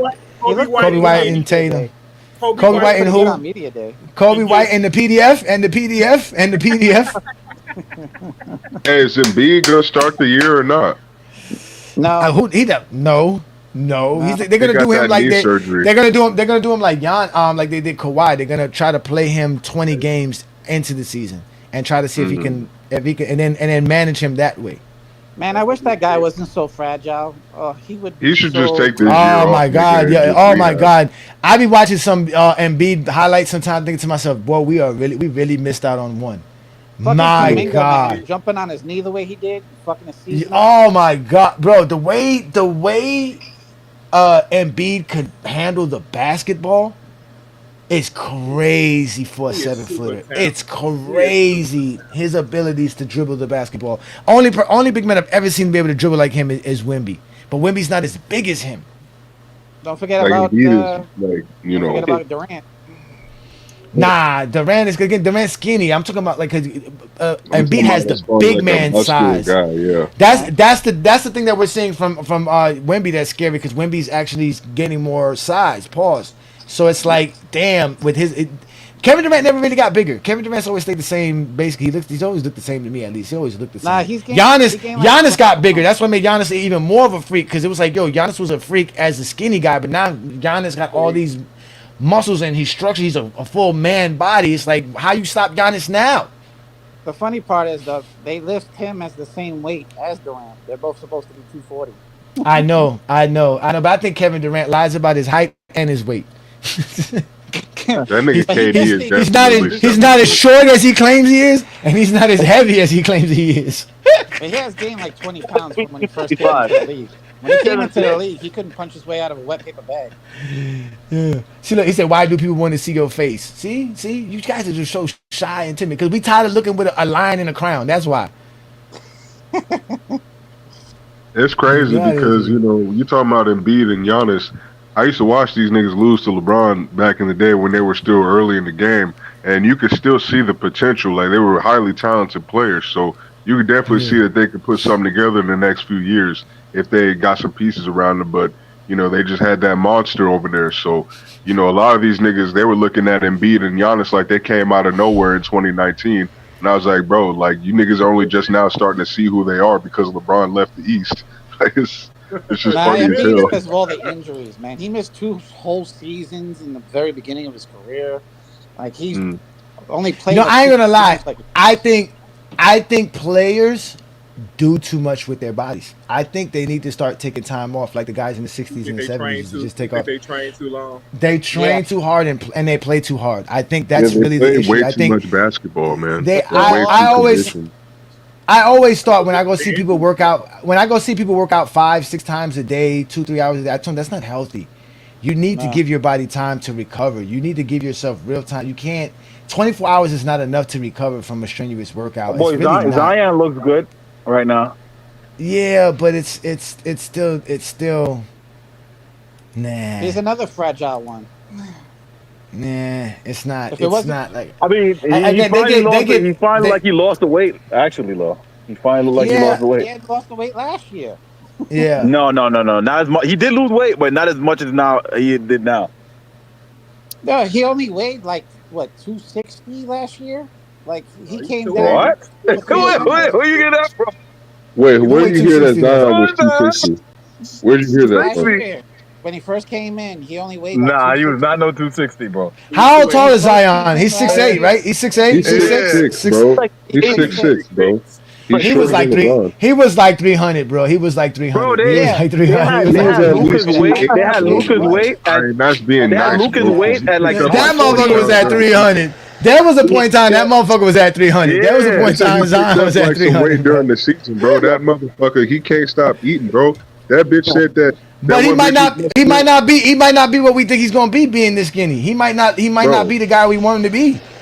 Nah, that one chick he was messing with, I can't remember her name, bro. She was over here talking about this nigga had soda cans in the bathroom, bro. I'm like, bro, you over here drinking soda, nigga, while you taking a shit in the bathroom, bro? Come on now, like that's crazy work, nigga. Like Yeah, no you wonder know. your ass was so damn Hey, fat, bro. hey, LeBron or James. Let me tell you something. The reason those dudes are all over there at the Pull Up Podcast because they all can talk about Go James Keenum. If they're not on the private Discord talking about us, they're over there Pull Out Podcast talking about us. That's all they know, bro. They have to console themselves. I keep telling them, y'all got to console yourselves after what happens when y'all encounter Goat James Keenum, because y'all got to talk basketball with us. We don't let you guys come up here and just tell us your lies, bro. And then to defend your lies with your personal experiences. So now we just have to say, oh well, we're not going to argue with you because maybe you did go see a coach, or maybe you did play basketball, maybe you did get drafted. Like, I mean, come on, bro. Like, none of that matters. None of that matters. Y'all need None to of go to that like matters. y'all need to go to like a YouTuber that doesn't mute either one of y'all, so y'all can actually debate. Because anytime either one going on each other's channel, they're just gonna mute each other. That's it. Well, we're not going to mute them if they wait their turn to speak. That's the point. There's a difference. No, I agree. I agree. You do less. They From what don't. I They see, don't. They don't let what I people. see, They don't let people speak. They don't let yeah. people From what speak. I see, you Uh-huh. you mute people way less than they do. Way Of less. Because course, when you because went on there, because I see you mhm. when you was on there, they kick you out every two. You came. You said 2 words, they kick you out. Exactly. 'Cause they don't know how to have a discourse and a conversation. What's the point of me bringing you up here and not letting you say the things that we need to hear you say for us to expose you? They don't want to hear what we have to say because they already have a pre-written script on what they want to say. So if I say something that doesn't fall in line in that script, it blows their whole thing. Just like with Dre when he got up here, he wasn't expecting me to answer his question about how you played man defense. They don't know. He thought he had the answer. He thought he had an answer that I wasn't going to be able to come up with. But once I said set a bunch of screens, he had no response. He had to instantly say, "No, you don't do that," because that's not what he did. That's not. It's that saying. He could have said that's correct. You set screens and you set screens and you make sure you get the weakest man on the weakest defender. But he couldn't say that. They can't accept that.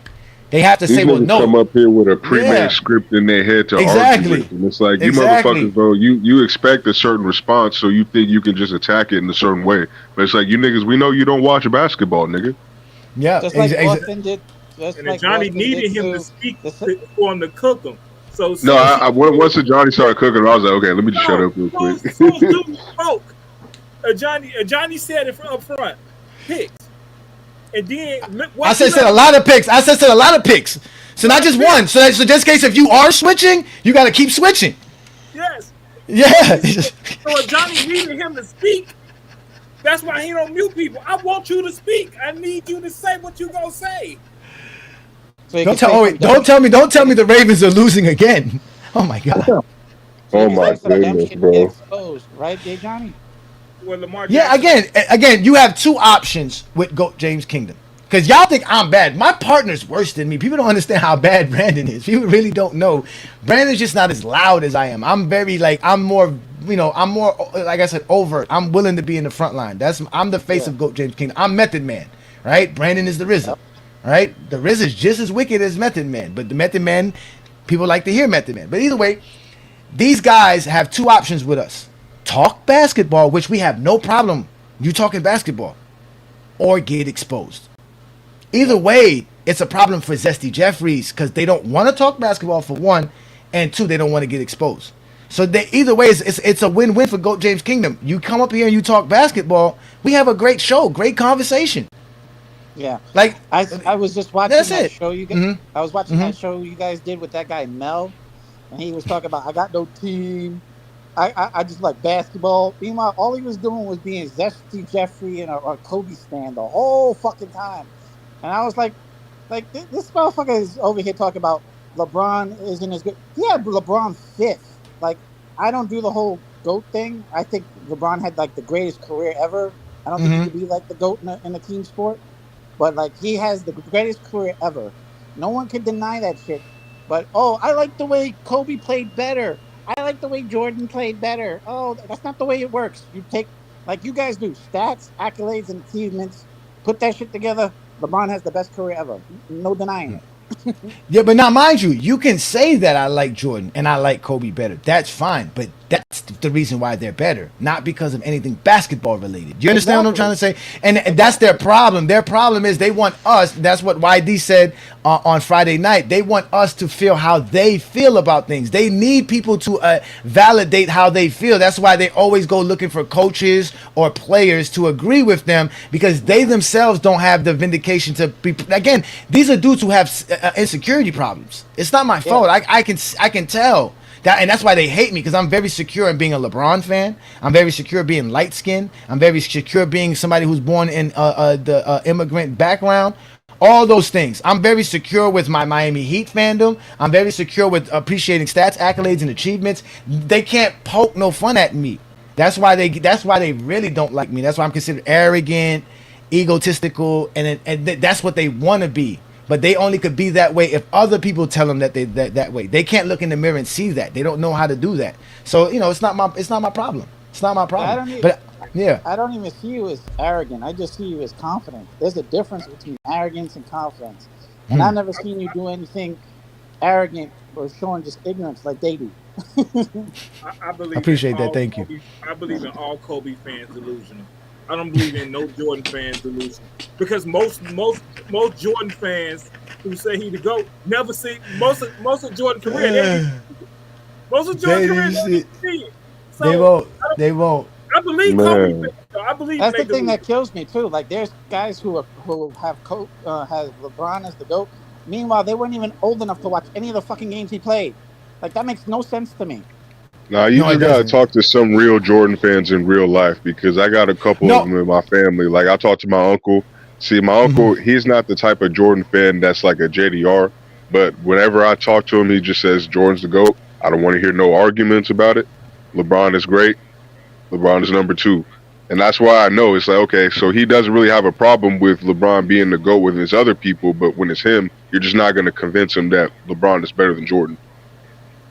Yeah, that's just being stubborn. I mean, again, like I said, it's okay to have those type of feelings, man. But again, we all know, and the real issue is, to be honest with you guys, is that, and I told Lamont this, besides FYF and GOAT James Kingdom, no one else is talking basketball like this. That's why you hear people. The guy said it to me last night. Several people said this last time, and nobody talks the way you guys talk. We've never heard nobody say the things that y'all say, and that's what happens when you have the younger crowd who never saw Jordan play think Jordan's the GOAT. Is because every time they go on basketball discourse places, this is how basketball is talked to make Jordan the GOAT.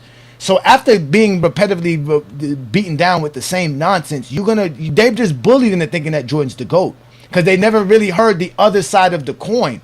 They've only heard one side of the story. So that's why they think GOAT James Kingdom is the worst ever. And they want to tell everybody we're bad. They want to destroy our credibility so no one comes to us with an open mind and really listen to us. That's why they attack us personally, because now you can't really attack what we say or what we bring, because you can't argue stats, accolades, and achievements. Just like Dre tried to argue the post-up numbers. You can't argue that. These are the numbers. You can't argue it. You can go to Reddit if you want to. This motherfucker really said it. But you can't argue it. Again, and that's what gets me upset, because I'm willing to actually lower myself to accept the facts, because that's what I do. If I could come up here every day and be subjective and give y'all my personal feelings, I would do that. But I don't do that because nobody really cares about Johnny and my feelings like that. They come to this show and they show up on GOAT James King because they know we provide stats, accolades, and achievement. We provide things they never seen before. So we're going to continually do that. You never see guys use AI music to talk basketball. We're doing that. We're doing that.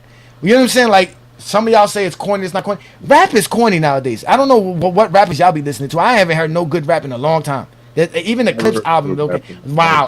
I come from an era where there was 7, 8, 9 albums that dropped in 3 months. Matter of fact, No Limit used to drop an album every 3 weeks. Every week, No Limit had a new album that came out. So it's like, so rap is dead to me. And the fact that I'm able to make music and vibe to it, and then I got Womboy giving us raps on top of that. Womboy, I need more lyrics. Womboy, hurry up. Beats by the pound. Exactly. We're changing the way not only the GOAT debate's being discussed, we're changing how basketball is viewed.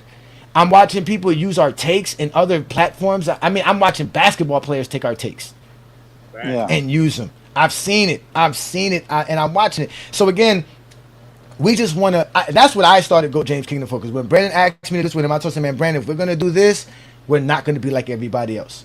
We're gonna change the game. We're gonna talk the game of basketball. We're gonna bring up stats, accolades, and achievements. Because Brandon was already doing that on Facebook. That's what they hated Brandon. Brandon used to bring up stuff that I would never thought about. Still to this day, when y'all see the meme of LeBron James's playoff numbers versus the NBA duos playoff numbers, like Steph and Clay, Scottie Pippen and Jordan, and Kobe and Shaq, Brandon did that. That came from Brandon. Brandon made that particular meme like 5 years ago, and people have remade it and regurgitated. We're gonna get out of here real quick here, John. We're not gonna get past 3 o'clock or 2 o'clock your time, brother. So, I just wanted to put the link up because somebody was asking about the link, so we can get them up here. Oh, let's get my boy Ron up here. Shout out to Ron, the GJK supporter, always arguing with Michelle, known as Michael. on Goat James Kingdom. He got 2 accounts, man. You ain't gonna tell me. He got like more than 2 accounts. Trust me, that dude. Too. He's more than Randy Watson. He's more than. Trust me, that dude probably got like 4 accounts. Trust me, I just wanted bro. to say, man, Johnny.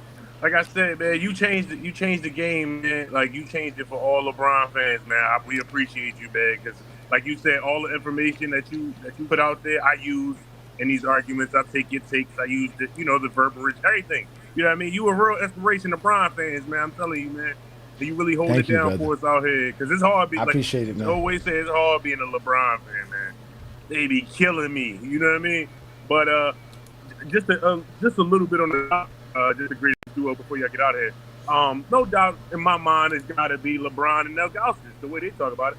If you ask me, because you would think that Elgauskas was just a motherfucker. Oh God! Got to be the second coming of Shaq.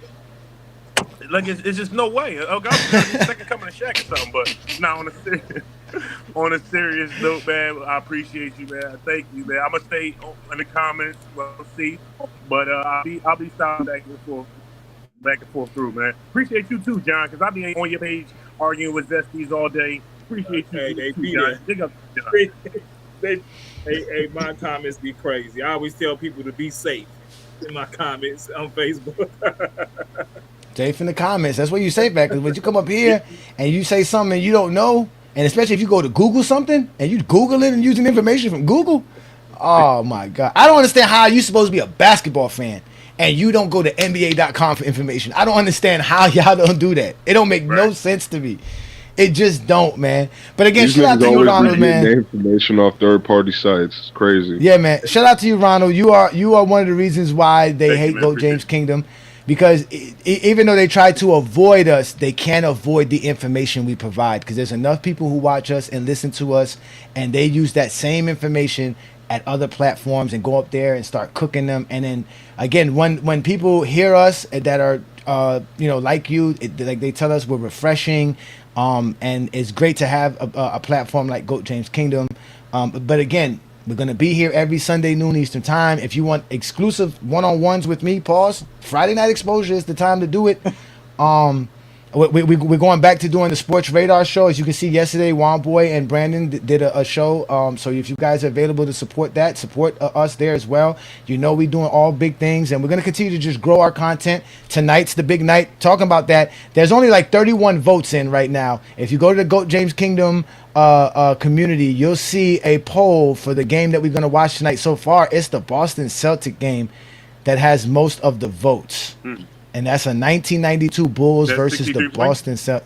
No, that's 92. Jordan has scored in the 60. I don't know what Jordan's stats was in this game, but either way, that's the game we are going to watch tonight. I mean, depending. We still got till 8 o'clock to decide what game we're going to watch. So go to our thing, hit that thing. Go to our channel, go to the post community, see the poll, make your decision, become a Goat James Kingdom member, and look out for the link for tonight. It'll be available at 7 p.m. and obviously available again at 8 p.m., but we'll open up the lobby at 8 p.m. so we can watch the game tonight. So y'all make sure to be tuned in for that, for sure, bro. For sure. I just voted. I was here last when you just did it. When you just watched the other game, I was here. I was here for that. You was there for that? Okay. Yeah. Yeah, we're gonna do Yeah, it again. I was Again, in the, we're gonna I was record it.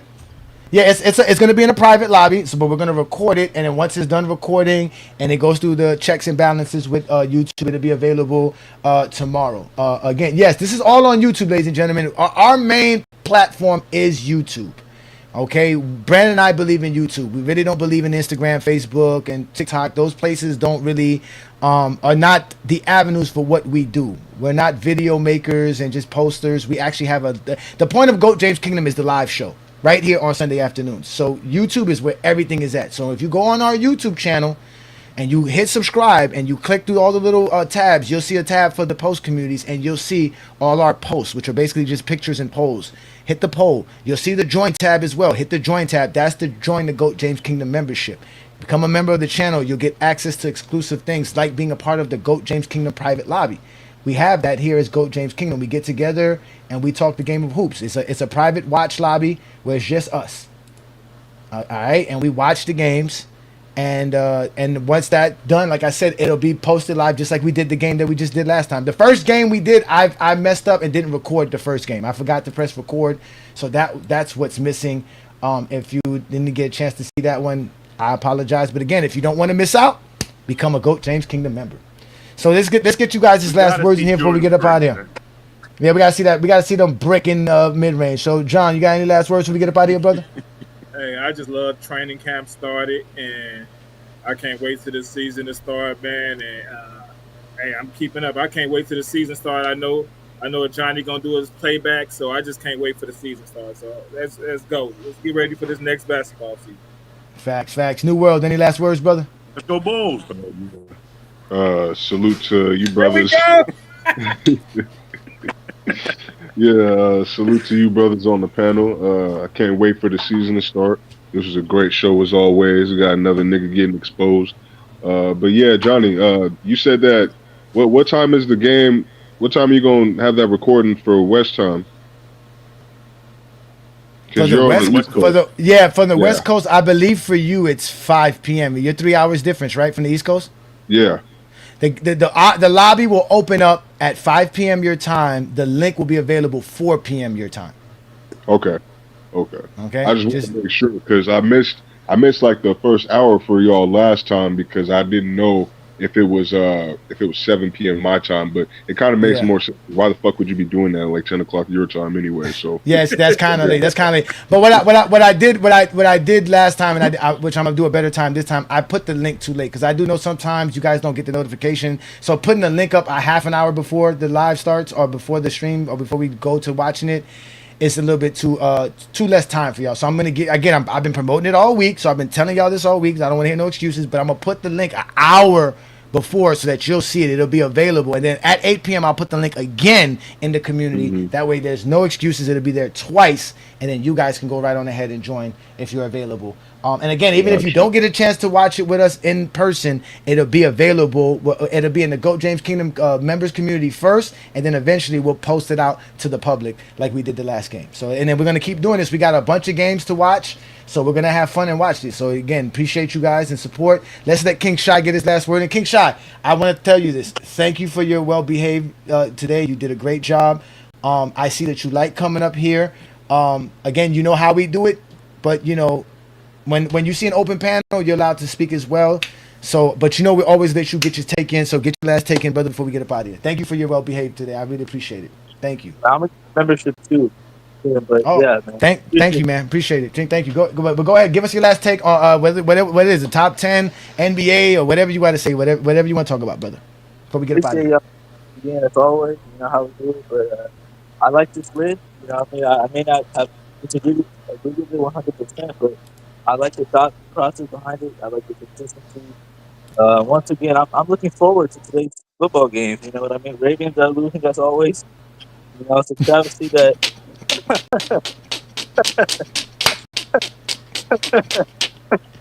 Were you alive in the 2000s to see them win the Super Bowl? Oh my God! Yeah, let's let y'all get back to football. David, you got any last takes before we get up out of here? Yeah, I just like what you guys do. I love that there's an actual page that talks actual basketball and not this bullshit that everything LeBron does sucks. We hate LeBron. We hate LeBron. Like, if you hate him so much, stop following what he does. Don't watch basketball no more until he retires, and then you can watch it again. Y'all just need to shut the fuck up about it. Like, and then Facts. Mhm. back to, like, I love that you use formulas, that you don't put your personal bias into any of your rankings.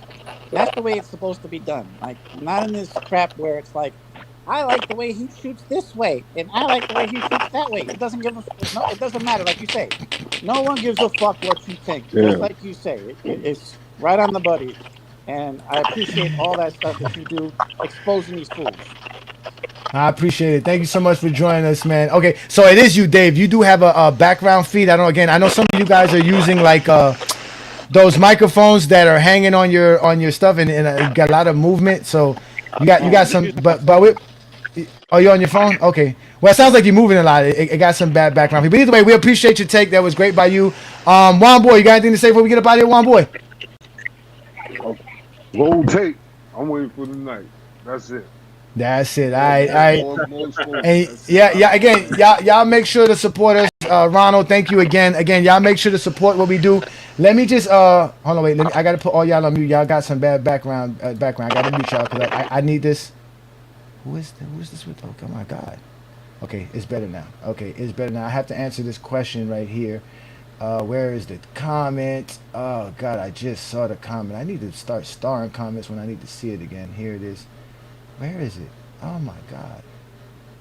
Well, somebody was asking us about. Okay, there it is. About the 90. Okay, it's not the 90. It's the 1992 game. So, just to give y'all a little idea of the games that we're gonna watch here, I'll show it to you so that you can see it.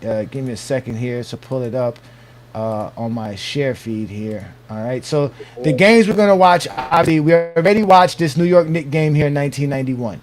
We watched this Houston Rockets game. Those are the two games we watched. But we still got this Warriors game, which is the 1992 season. We got the Jazz from 1990. We got another Knicks game from that same 1991 season. We have also a Detroit Pistons Christmas game in 1990 versus Chicago. But the game that's getting voted on right now is this 1992 Chicago Bulls Boston game. We also got this 92 Warriors game. We also got this 1990 Nuggets game, and the one that I really want to watch is this 1989-90 game with the Timberwolves, because it's the actually home opening game for the Minnesota Timberwolves. They had a whole presentation, and I wanted to actually watch that and see how they brought in those teams. So again, these are the games we got. If you got other games that you want us to watch between 1990 and 1992, send it to us. But they got to be the full, complete games. Did I show it to you guys? Hold on, wait. I thought I showed it to you guys. No? I think I just ended it. Yeah, I just ended it. So I know you Jordan fans got some more games in the archives, man. Send them to Johnny. He said, look. He says, look. Here goes a zesty Jeffrey who has Jordan as a GOAT, telling you why would I be watching that for? Because you want to believe the lies you've been told your whole life instead of go find the truth. Again, you can deny the truth all you want to, sir. I understand. I live in a society of people who don't like reality.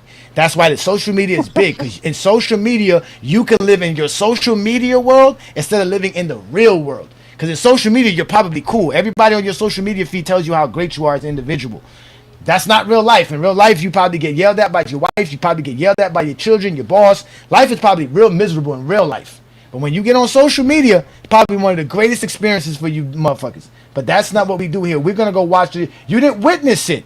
You're a liar. That's what I'm saying. You guys didn't watch it. That's what I'm saying. You didn't watch it. That's why they're upset that we're going to go watch it again tonight.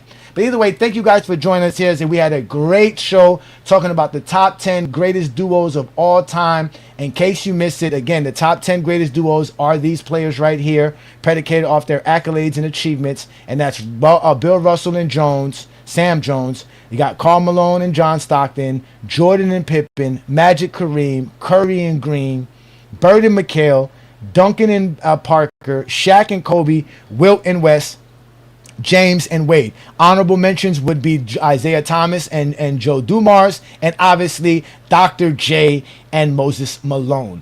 With that being said, ladies and gentlemen, you guys know who we are. We are the GOAT James Kingdom platform. This is the GOAT James Kingdom show with B. Lee and A. Johnny. We do this every Sunday noon Eastern time, where we talk the game of basketball. If you guys love what we do, hit that like button, hit that subscribe button. Don't be afraid to become a member of the channel, because becoming a member of the channel allows you to have special access to different things depending on your tier that you are in the GOAT James Kingdom membership. So definitely check out the different tiers and the different perks that go alongside of it. But again, to be a part of tonight's program, you just have to be the Knights of GJK. That's for $4.99 a month to support what we do and have access to watch the games in the private lobby. That's where GOAT James Kingdom members get together in a private watch lobby, and we watch basketball games, and it's going to be recorded so that we can prove to Zesty Jeffries whether or not Michael Jordan was an elite mid-range shooter during the 1990 and 92 seasons. That's what we do here. Again, if you don't like what we do in GOAT James Kingdom and you'd rather have a more objective take, which is more like a Zesty Jeffrey take, go with my boy Alan Powell's show. They talk all kind of sports. That's every Wednesday night right here on the GOAT James Kingdom platform, 9 p.m. Eastern, 8 p.m. Central for those that live in the central part of the country. Obviously, we also have my boy SB Talk Sports and Sean, who do the real takes over fake debates. That's every Monday night at 7 p.m. Eastern, 6 p.m. Central. Those guys do a great job talking the game of basketball. Obviously, you guys know Lamont and GOAT James Kingdom are going to be doing TikTok Takeover Lives every Saturday, 8 p.m. Eastern on TikTok. Follow both GOAT James Kingdom and FYF Sports Debate on TikTok if you want to be a part of those lives. And again, those are all great lives we've been doing there. And as we told you guys, man, we are the GOAT James Kingdom platform. We're not going to go nowhere, so please subscribe and follow us on all platforms like Instagram, Facebook, Twitter, Discord, TikTok. We are all over the place. And with that, ladies and gentlemen, we're going to leave you with the words of wisdom from the greatest player to ever play the game, and why having somebody besides you is always a great aspect in your life. The man above never gives us more than we can handle as individuals. No matter if you're a female, you're a male, no matter who you are in life, everyone has a purpose. You just have to find that purpose and then tap into that purpose. You're going to need somebody. None of us can do it by ourselves. And this is a true testament of the last 30 days that we've seen someone not be able to do it by himself. Lock in, believe in what you believe in. Nobody else matters. You have to hold yourself accountable. You have to hold yourself to your truth. You have to hold yourself to your beliefs. And always believe in the power of the man above. Because nobody in the history of life been able to do it by themselves. Nobody. Don't worry about the haters. They ain't shit. Don't worry about the naysayers, because they ain't shit. Whenever you feeling a way about yourself, you look in the mirror and you say, you are the only thing that matters.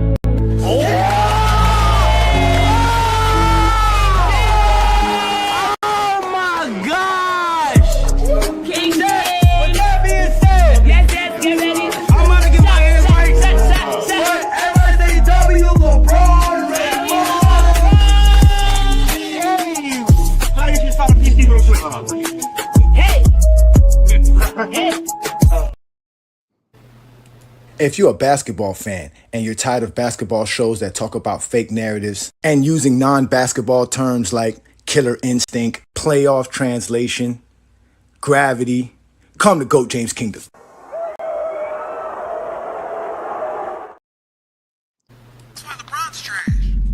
Trash. Trash. LeBron Ramon James Sr., born December 30th, 1984 at approximately 4:04 p.m. Eastern Standard Time, the greatest human being blessed among us mere mortals? 4 rings, 4 MVPs, the league scoring record, and he got more records than MJ and Kobe combined. Loving husband and devoted father of 3. Don't you ever disrespect my basketball daddy, you understand me? You know what? Log off, uninstall the game, and tell your mama to ground you, because your mouth is reckless. Go disrespect LeBron James. Oh, I cannot believe you. I hope you break your ankles next pickup game, little nigga. Lakers in 5. Baby! He disrespect LeBron again.